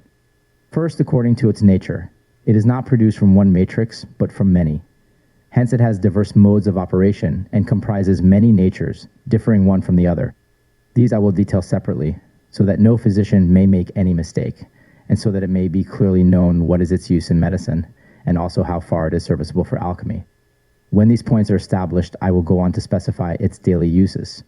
So then, when we shall have explained accurately and in due order its use in medicine, in alchemy, and in other respects, all its operations will be understood by everybody, so that they will be able to handle it without danger of error. Concerning the kinds of sulfur, as often as you get new metal, so often you get sulfur, because no metal is without sulfur. Every metallic body consists of three things: sulfur, salt, and mercury. In the perfection or generation of metals, however, the superfluous sulfur is removed. You see a nut generated not simply per se, but with a skin and a shell. And you know that these are superfluous save for the embryonic conservation of the kernel, as is explained in the treatise concerning generation. I adduce this illustration to shew that there are as many kinds of sulfur as of metals, each bearing relation to the nature of its own metal. And this is true not only of metals, but of stones. There are as many kinds of sulfur as of stones. All bodies having their own substance are made up of the three constituents just mentioned. On this account, they have an embryonated nature. Hence arise different names of sulfur, for example, the embryonic sulfur of gold, silver, sapphire, marble, etc. The sulfur is distinguished by the name of the embryo, which arises from the generation of a single product, be it metal or stone. Nor do I speak of metals and stones only, but also of all the different corporalities, such as vitriol, alum, marcasite, bismuth, antimony, etc. Each of these comprises an embryo, which takes its name according to the speciality of its own generation. For instance, the embryonate sulfur of Mars is different from the embryonate sulfur of vitriol or of jaspis. The same holds good concerning growing bodies of the earth, as woods, herbs, and the like, each of which contains in itself a sulfur of this kind. One thing should here be mentioned. It sometimes happens that embryonal sulfur of this kind produces metals of fair quality, gems pure and bright, and other matters of like nature. Because in that generation whereby they are produced, something is united therewith, which is, as it were, a certain spirit of that body. And not only the spirit, but with that same also a corporality, but a subtle and ephemeral one, which cannot sustain any fire. Apart from the volcanic operation, it is produced in those metals whence it arises, in gold from gold, in lead from lead. Similar preparations are also sometimes made in the sulfurous embryos of gems, by which are separated mutually from one another dead sulfur of a weak character and a precious stone latent in it, all which things have been discovered and investigated by art. But this stone was like that from which it was produced, granite from granite, hyacinthus from hyacinthus. Relegating these things, however, to the alchemical process, we will here point out only what experience has taught and confirmed in the science of finding out secrets of this kind. Let the alchemist, therefore, in investigations of this nature, give his attention to finding out the embryo, lest by chance he light upon something else. Let so much be said, then, concerning one kind of sulfur as to its origin. Besides this, there is another generation of sulfur per se. This I will now describe, and will set forth its virtues in medicine, alchemy, and other arts. Sulfur, then, has still another generation, and one peculiar to itself, without any embryonic nature and condition, so that it is a thing growing by itself, like a beech or an oak, separated from other substances by its own special genus. This is called mineral sulfur. This sulfur is a mineral per se, and as the volcanic art teaches how to separate minerals so that the true body may be taken away from the false, as silver or iron from its ore. So also in mineral sulfur there is a body which is extracted as tin from its zwitter. That body is mineral sulfur. Of this sulfur there are many different kinds, no one exactly like another. Thus you see in all those things in which nature bounds for us that the genus is distributed not into one but many species. There is not only one lead, one copper, one gold. So there is not only one sulfur, since one sort is of a higher, another of a lower grade, or they have more or less of transparency and clearness. For this reason, medical properties also should be sought therein, and this difference should be especially kept in view by alchemists, so that the particular species which is sought may forthwith be found. From this it is sufficiently clear what are the different kinds and conditions of sulfur, and how they are to be recognized. But beyond these, I should wish you to know of another kind which is a special secret, as follows. In alchemical separation, gold is dissolved from its corporality, as also silver, every metal, and gems. From all which the sulfur withdraws is prepared and extracted. Of this kind are the sulfur of gold, the sulfur of jaspis, the sulfur of vitriol, etc., and in truth, various secrets are here used. But this sulfur is so excellent in arcanum that nothing like it can be put forward, nor indeed ought to be in this place, since this matter relates to Vulcan. So thus far we have put forward a triple sulfur. Of these three, I will point out how they are useful to the physician, the alchemist, and the soap maker respectively. Concerning embryonated sulfur. Concerning embryonated sulfur, it should be known that it has different virtues according to that from which it is derived, that is, from its generators. Let us use an illustration to explain our meaning. A nut per se is simply the kernel, but the kernel contains in itself an integument which corresponds to the nut.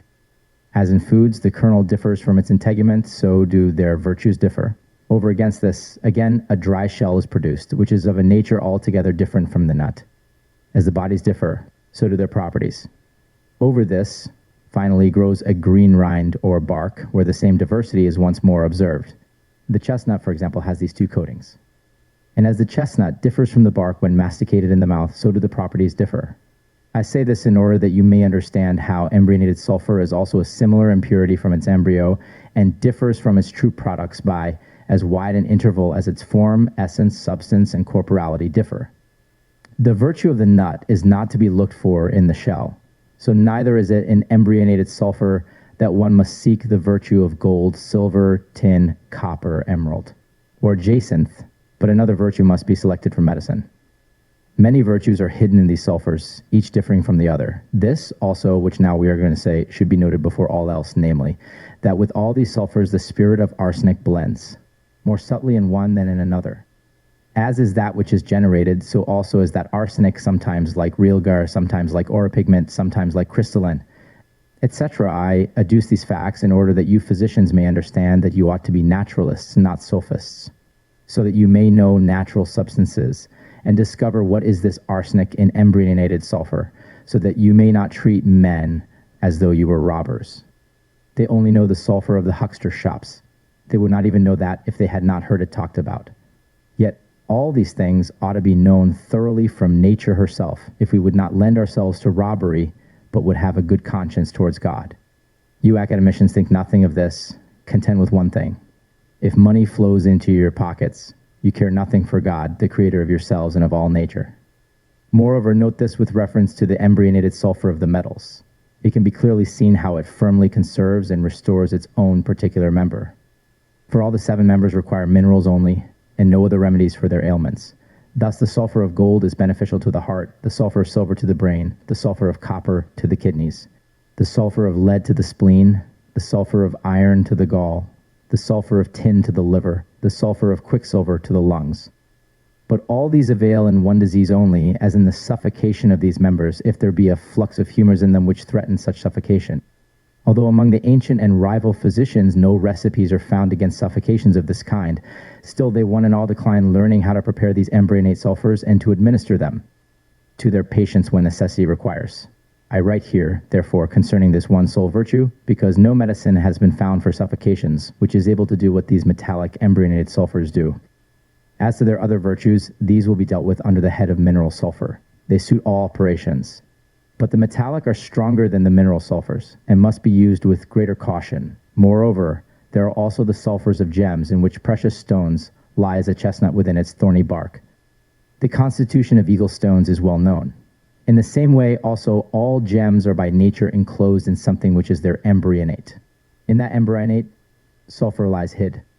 When this is extracted, you have no less virtue than in this stone itself, not indeed for wearing, but for using in place of medicine. So it is well known that in the sapphire is concealed the virtue of removing anthrax and reducing it to an ashara above all other corrosives, and yet without any corrosion. Of the same nature is its sulfur, if indeed it be extracted from the body and be used as a plaster.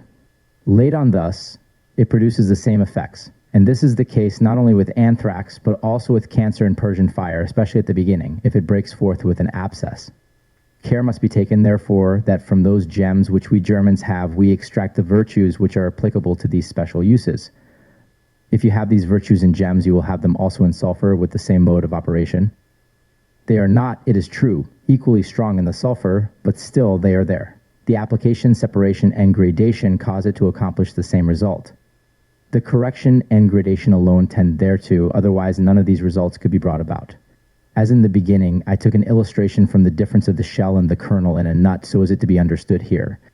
But if the kernel of the nut be corrupted or dissolved, so that it is no longer useful for food, the nut still has the same properties as its shell.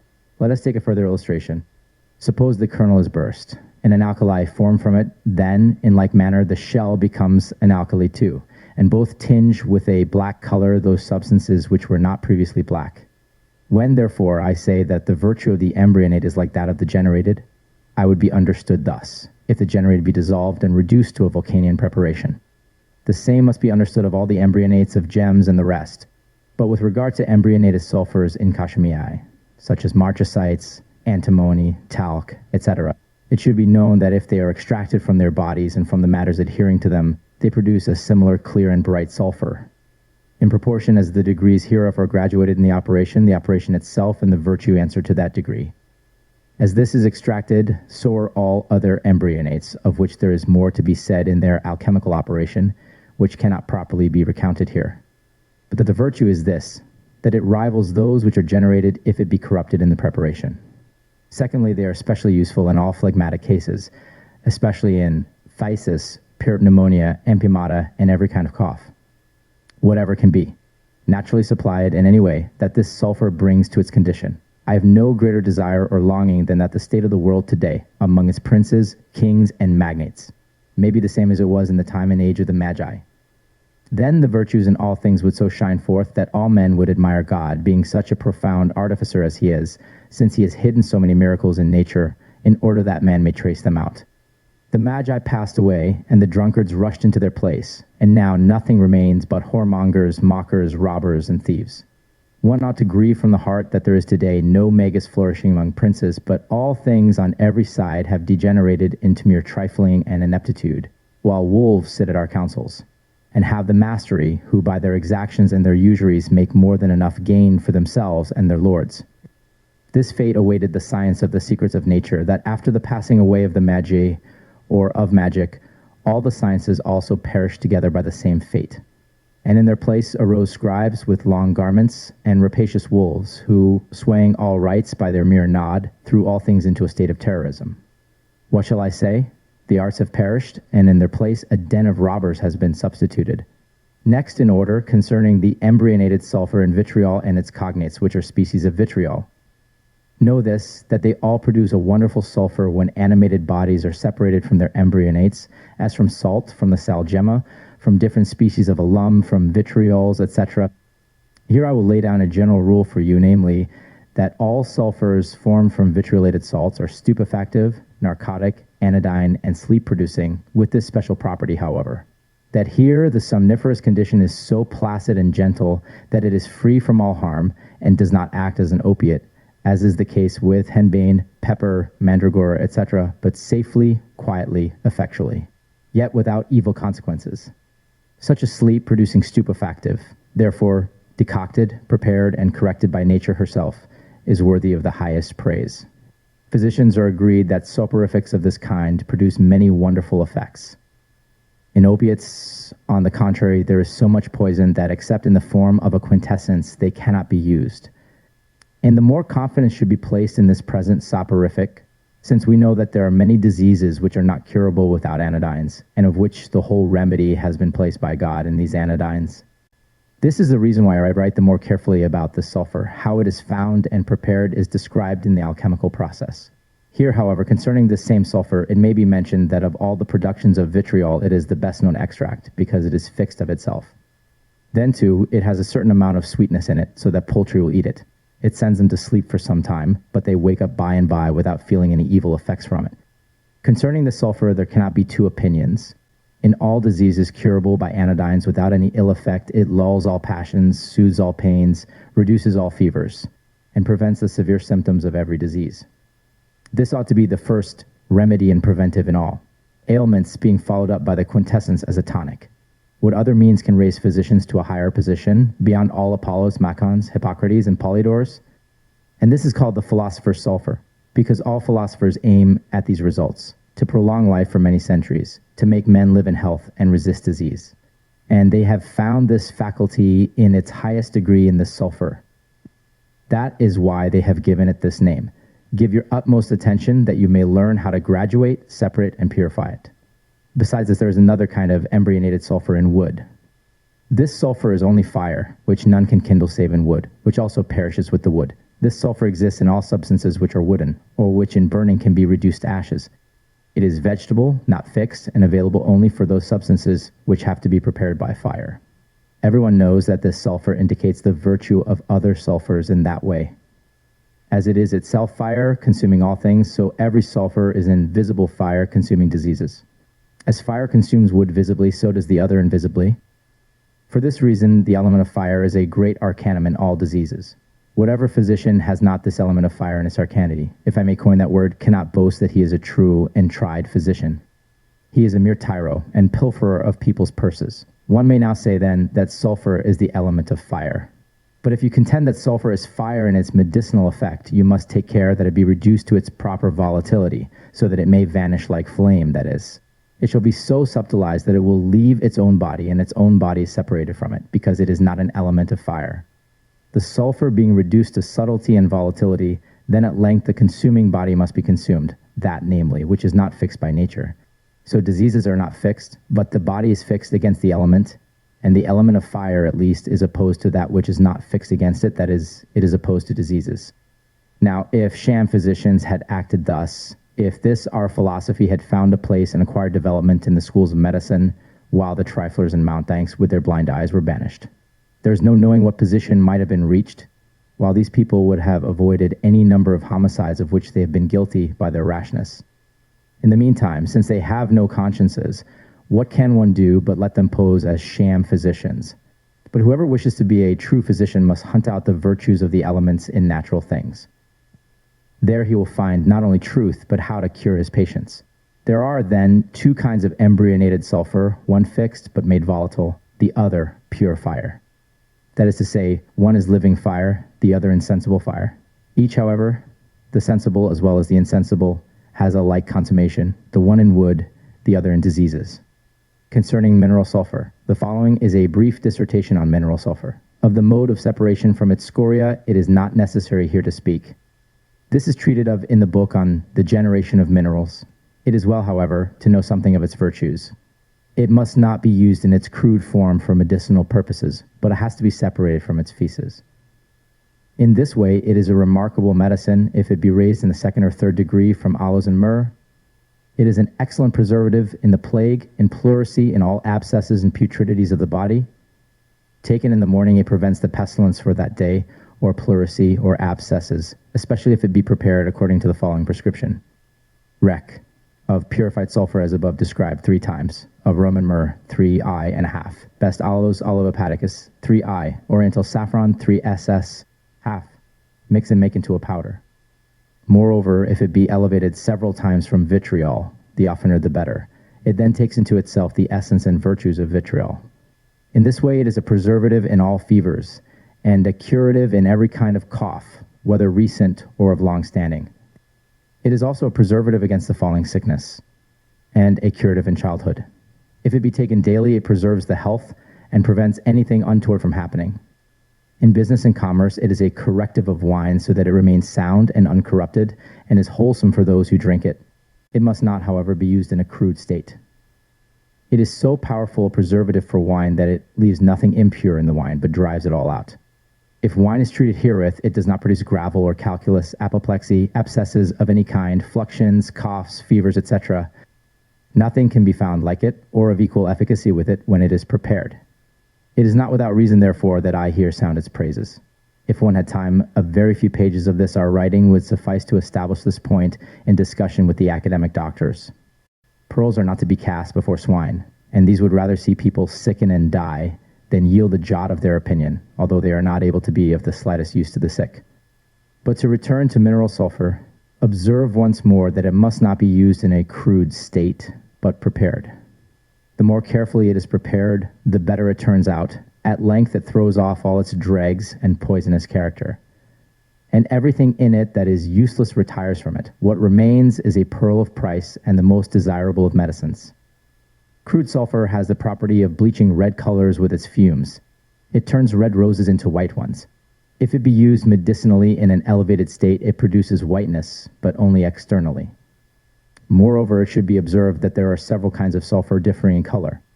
There is, for instance, the yellowish, that which is red in a greater or less degree, purple, black, white, ash-colored. But of these colors, none is any use except the yellow. The more yellow sulfur is, and the more it inclines to gold color, the better and more wholesome it is.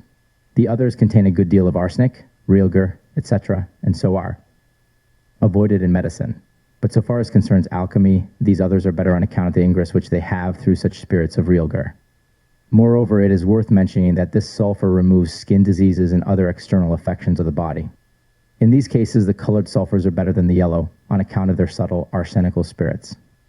If these sulfurs are sublimated with vitriol, alum, sal gemma, sal plumosum, etc., several times they become so subtilized that they completely eradicate skin disease and ringworm. This treasure is so precious because it removes externally those blemishes which have an internal origin. As the magnet attracts iron to itself so that it moves from its position and does not remain where it was, so here are magnetic powers which cannot be altogether explained. A single experiment in the volcanic art opens up these marvels of nature. God has supplied medicine in sufficient quantity. The blindness lies in the fact that no one attempts their preparation so that the useless may be separated from what is useful. They think it suffices if, like apothecaries, they jumble a lot of things together and say, fiat unguentum. This has been so far esteemed learning, and the world has returned to such a condition that medicine is mere trifling, and not, as it once was, an art or a science. It is not the artists in medicine, but the mere sophists who have the preeminence. Yet, if medicine were handled by artists, a far more healthy system would be set on foot. Note then, with regard to sulfur, that when it is granulated, it is a most useful medicine for man, not indeed taken internally, but exhibited externally, even in the form of fumes. In this way, as we have said, it preserves and conserves, with the addition of some grains of juniper, rosemary, etc., concerning metallic sulfur, that is, sulfurs prepared from the entire metals. Alchemy has devised certain arts and modes whereby metals are drawn out of their bodies, so that they are no longer metals, but a certain destroyed matter which has lost its former condition. On this subject, it should be remembered that every metal is made up of three constituents: salt, sulfur, and mercury. Since these three, then, are the primal material of the metals, it follows from hence that these three can be destroyed and dissolved and so subjected to art that they can be reduced to another essence and transmuted. This destruction having been made, the three primals can be still further separated by art so that the sulfur remains solitary and by itself, as does the salt and the mercury respectively. We will speak here of the sulfur leaving the other two on one side, sulfur separated from other metals in this very way. Whatever forces I have assigned to sulfur generally, these also exist in the metallic sulfurs, and the more so because the metal has acquired a special nature from that which makes it a metal. Of these virtues, some are conferred on sulfur, so that the metallic is more excellent and more noble than other sulfurs. And the physician ought to know that all the virtues of sulfur are present in this kind of sulfur, graduated to their very highest degree, if I may so say, and endowed with the condition of the metal.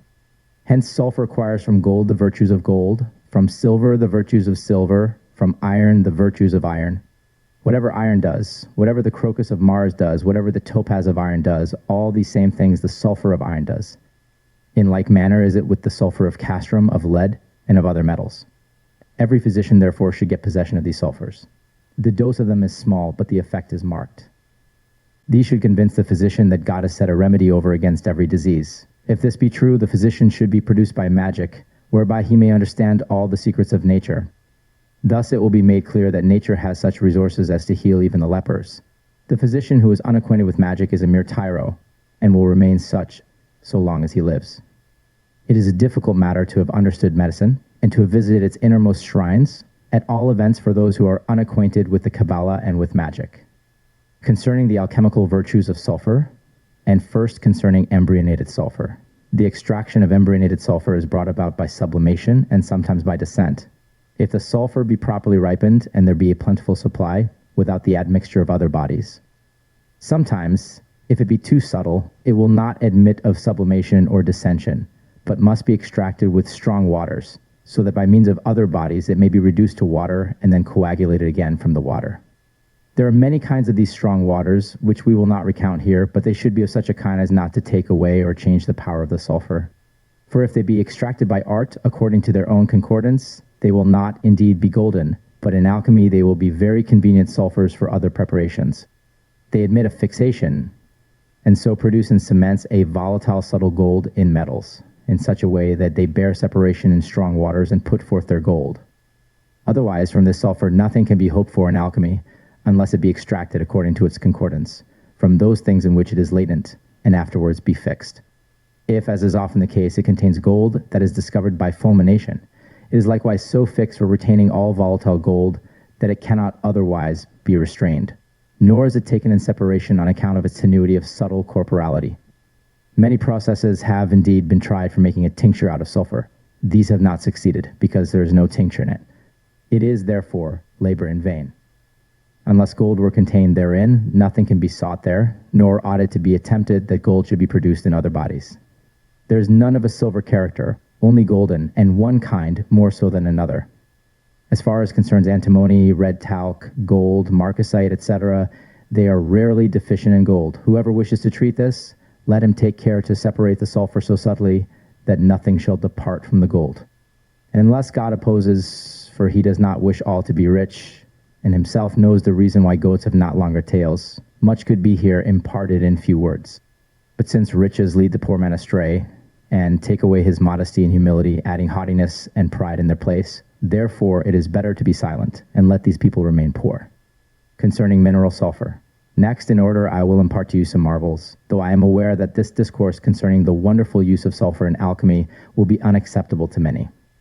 It is known to all that the spirit of the sciences does not take holiday, but works constantly and unremittingly, that it may hunt out and discover those facts and the secret things of nature which God has hidden. With this spirit there goes together for the most part another bad and false spirit, not only in this art, but in others too, even those which regard the soul. But concerning this false spirit, I keep silence. The devil, indeed, mixes himself up in all matters, but I make no remark on his deceits. For the sake of this mineral sulfur, the alchemical art has made many attempts to form something from it which shall be more than sulfur. Now this itself is a miracle, to make something more out of a thing than the thing of itself is. This, however, God has allowed to be done by art. Now, since this would be the very potency of art, the great master of the art himself has, by superintending the art, made experiment as to what can be formed from sulfur. And how. Something which is not in the sulfur itself, but, however, can be obtained from it. The woman by herself cannot beget children, but she begets them with the man. If this begetting is to be accomplished, it must be by means of two. Here art is the man and the father who brings all things to perfection. But now that stage of the operation has been reached, when the spirit of transmutation has given its prescription for making the liver or lung from the oil of flax and sulfur. The distillation of this liver or lung is manifold, but it is found out by operating that this liver is given by milk, which differs in no respect from common milk, but is thick and fat. It also gives a red oil, like blood. This milk and that blood have not confounded their color and essence in the process of distillation, but these have remained distinct and separate, the white subsiding to the bottom and the red ascending to the top. Art, it is true, has urgently sought to form silver out of the white, or the milk and gold out of the red. But I am certain that this has never been able to be done, either by the ancients or by those of more recent times. I say therefore that the milk is dead and nothing is contained in it. But concerning this red oil which gives the liver mark, any crystal or beryl which has been previously well polished, if it be placed in this oil for some time, namely for 3 years, becomes a jacinth. If there be placed in it a ruby which is not highly graduated, in a space of 9 years it becomes so clear and bright that it shines in the darkness like a burning coal and can be seen everywhere. This has been proved experimentally. Alchemists indeed have tried to make a carbuncle of it by placing a jacinth of good quality for some time in the oil. But my experience says that this cannot be done. And this coloring does not take place only in the ways that have been mentioned, but the same oil tinges a sapphire also a blue color, mixed with green. In the same way it colors other gems. Over glass and similar substances it has no power. But it so exalts gems that they attain their highest degree of excellence, a higher one indeed, than that to which they could be exalted by nature. Concerning other gradations and colorings of gems, nothing more has been heard or written than that the red blood of sulfur colors and tints them. And here observe that all silver, if it be placed therein and left for a due time, by and by grows black and deposits a cax of gold, which, until the proper season, is not fixed, but is a volatile and immature substance. If, however, it reaches its proper limit by its own dispatch, it hastens on other things, about which I must not say more here. So then, remark concerning sulfur, that if it be duly graduated, the more subtle, beautiful, high, and quick in operation it is, the higher and greater will be the result. In this way, metals and stones are formed. Let him who is about to make the attempt not think, but be sure that he can do it. For this is the most perilous work of all in alchemy, needing for its accomplishment great experience and continual practice. It should not depend on mere hearsay, but on manifold practice. Of the virtues themselves and how they are graduated, I cannot say anything. I speak of the colorings only, that they should be exalted to the highest degree. But that this should take place in colors, I do not think possible. This is a tincture not of virtue, but of mere color. Concerning the use of sulfur of the metals in alchemy, I have several times in this chapter mentioned sulfur prepared from the decomposed metals and added something as to their use in medicine. So far as relates to alchemy, I would have you know that many have tried to extract from it a tincture with which they should change things from one tint to another. This has not been successful, for a reason not to be mentioned here. But whoever has the sulfur of gold can, by means thereof, graduate other gold from 24 to 36 grains or more, so that gold cannot mount any higher, whilst it abides and remains in antimony and quarterium. But the sulfur of silver too so exalts silver in its whiteness, that if copper and silver are mixed in equal proportions, they cannot be discriminated by the needle or the Lydian stone. But both seem to be equally pure and choice silver. In the same way, by the sulfur of copper, the metal copper can be brought to such a state that it is proof against lightning, even though it be not graduated, and retains its own color. From the sulfur of Mars is made the best and most excellent steel. From the sulfur of Jove, the best tin, which will bear the lightning. From the sulfur of Saturn is made fixed Saturn, which gives neither white lead, nor minium, nor any other spirit. The sulfur of quicksilver reduces quicksilver to such a point that it can be wrought with the hammer, and bears the fire as well as copper does. The ashen fire, however, it does not bear. This is the power exercised by the sulfur of the metals over its own special metals. This is per se. If the sulfur of gold is applied to silver, it colors it, but has no power of fixation. And this is always the case with the transmutation of sulfur into some other metal. So far then you have learned how many kinds there are, and what are the nature, properties, and essence of sulfur. Whoever wanted to say all that can be said about sulfur would consume a great deal of paper. The subject demands a careful workman, a ready and skilled artist, one who does not shout or traffic in trifles, who does not deal with his art by mouth and tongue only, but puts it to the test of work itself. Miracles will abound for such an one. He who knows nothing about sulfur is a man of no worth, unskilled both in philosophy and medicine, and conscious of none of nature's secrets. The mercury of the metals. Note, in the year 1582, an octavo edition of the Archidoxorum Libri Decem was published in Latin at Basel and included several other treatises of great importance, some of which are absent from the Geneva Folio. Among these there is one upon the mercuries of the metals, which fills a somewhat curious lacuna in the writings of Paracelsus, as there is no other extant work attributed to him which treats individually of mercury. While concerning salt and sulfur, there is an abundance of material which not a little embarrasses selection. It is entirely devoted to experiments, and it will be consequently of the more value to practical students of early chemistry.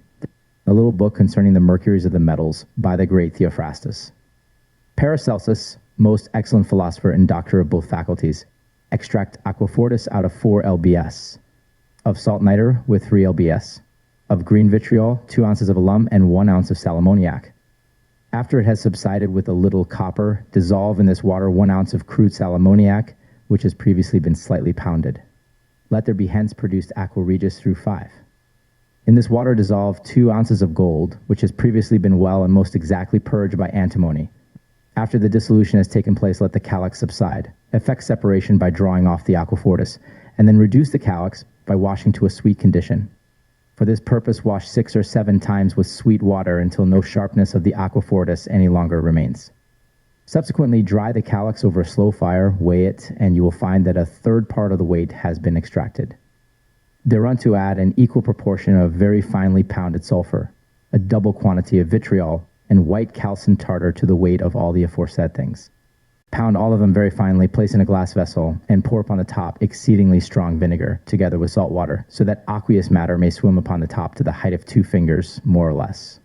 Seal the vessel effectually, and place it in a cupel or alchemistic furnace for 30 days. The furnace must not be of sufficient heat to burn the finger when placed therein. At the expiration of the time specified, break the glass, when the matter will be in the form of washed silver, or calx of silver, which is friable into small grains. Mercury, meanwhile, is not visible. Therefore, place the said matter in a mortar and pound with a wooden pestle, for mercury is compelled by pounding. Let this process continue until mercury shall become complected and a live matter, or body, shall have been produced. Nevertheless, it is not so quickly produced or composed as mercury of Saturn. Next, cleanse the remaining matter with fresh and clear water. Dry it perfectly.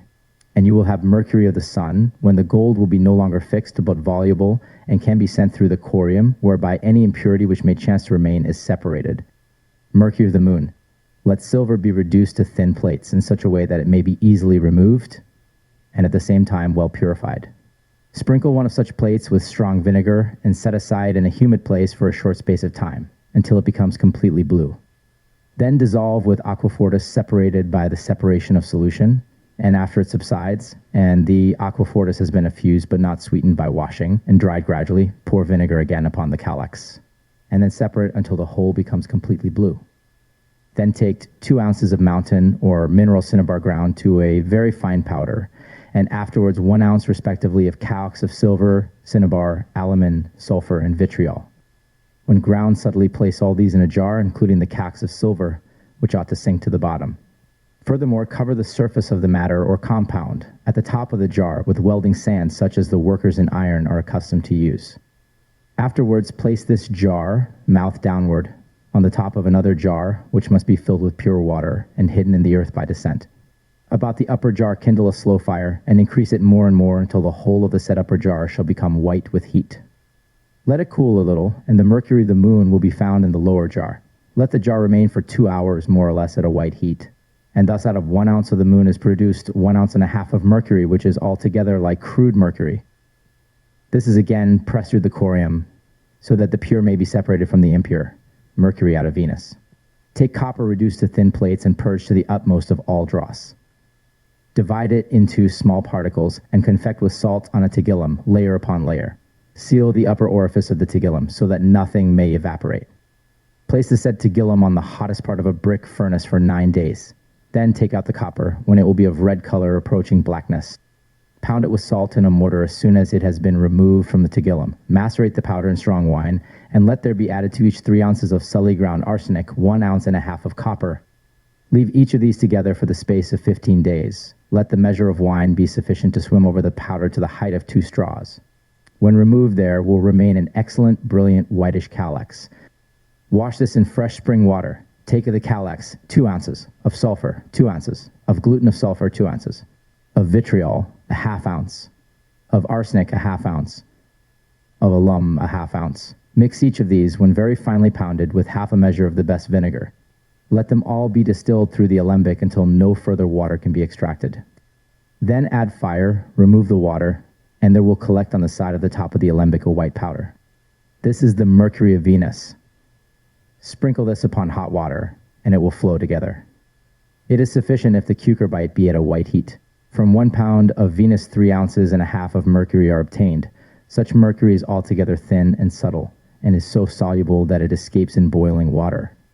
Wherefore the said water is only tepid, mercury out of Mars. Reduce Mars into coarse filings, but avoid chalybs, wherefore filings de calcaribus are the best. Take thereof 10 pounds and sprinkle well with salt water. Leave for 10 days or longer, the longer the better. Afterwards wash Mars in such a fashion as to avoid separating the turbidity. At length the water becomes clear, for the turbidity sinks to the bottom in the form of a red viscosity. Separate the water gradually by straining. Keep the matter, dry it so that no excremental or gross part may remain. Take of this viscid matter 3 drachms, of pounded sulfur 30 drachms, compound delicately to the form of fine flour. Place it in the tigillum. Seal up securely so that nothing may escape, and let the tigillum glow for an hour. Then let it cool, break it, and a gray powder will be found. Add thereto 1 ounce of spume of glass, half an ounce of sal ammoniac, and 3 drachms of vitriol. Place on a smooth stone in a humid spot, and the water will flow out. But leave it for 10 days. Crush it in the hands, and you will have live mercury, which is mercury of Mars. Out of 10 pounds of Mars, 1 drachm and a half will be obtained. It is black and dull in color, mercury of Jupiter. Jupiter is calcined in the following fashion. Take filings corresponding in grossness to the back of a knife. Place in good distilled vinegar for 12 hours. Dry, and there will adhere a whitish cuticle. Remove this carefully with the hare's foot and set it apart. Again moisten, and again dry the filings. Separate a similar cuticle a second time, and repeat this process till there is enough of the white calyx. This take, and subject to all the processes to which the calyx of lead is subjected, but avoiding the addition of succinum, or white vitriol. Put green copper rust in place thereof, and the work will be accomplished. Jupiter does not yield so much mercury as Saturn, for 1 pound of the metal produces less than 3/4 of an ounce. Mercury of Saturn.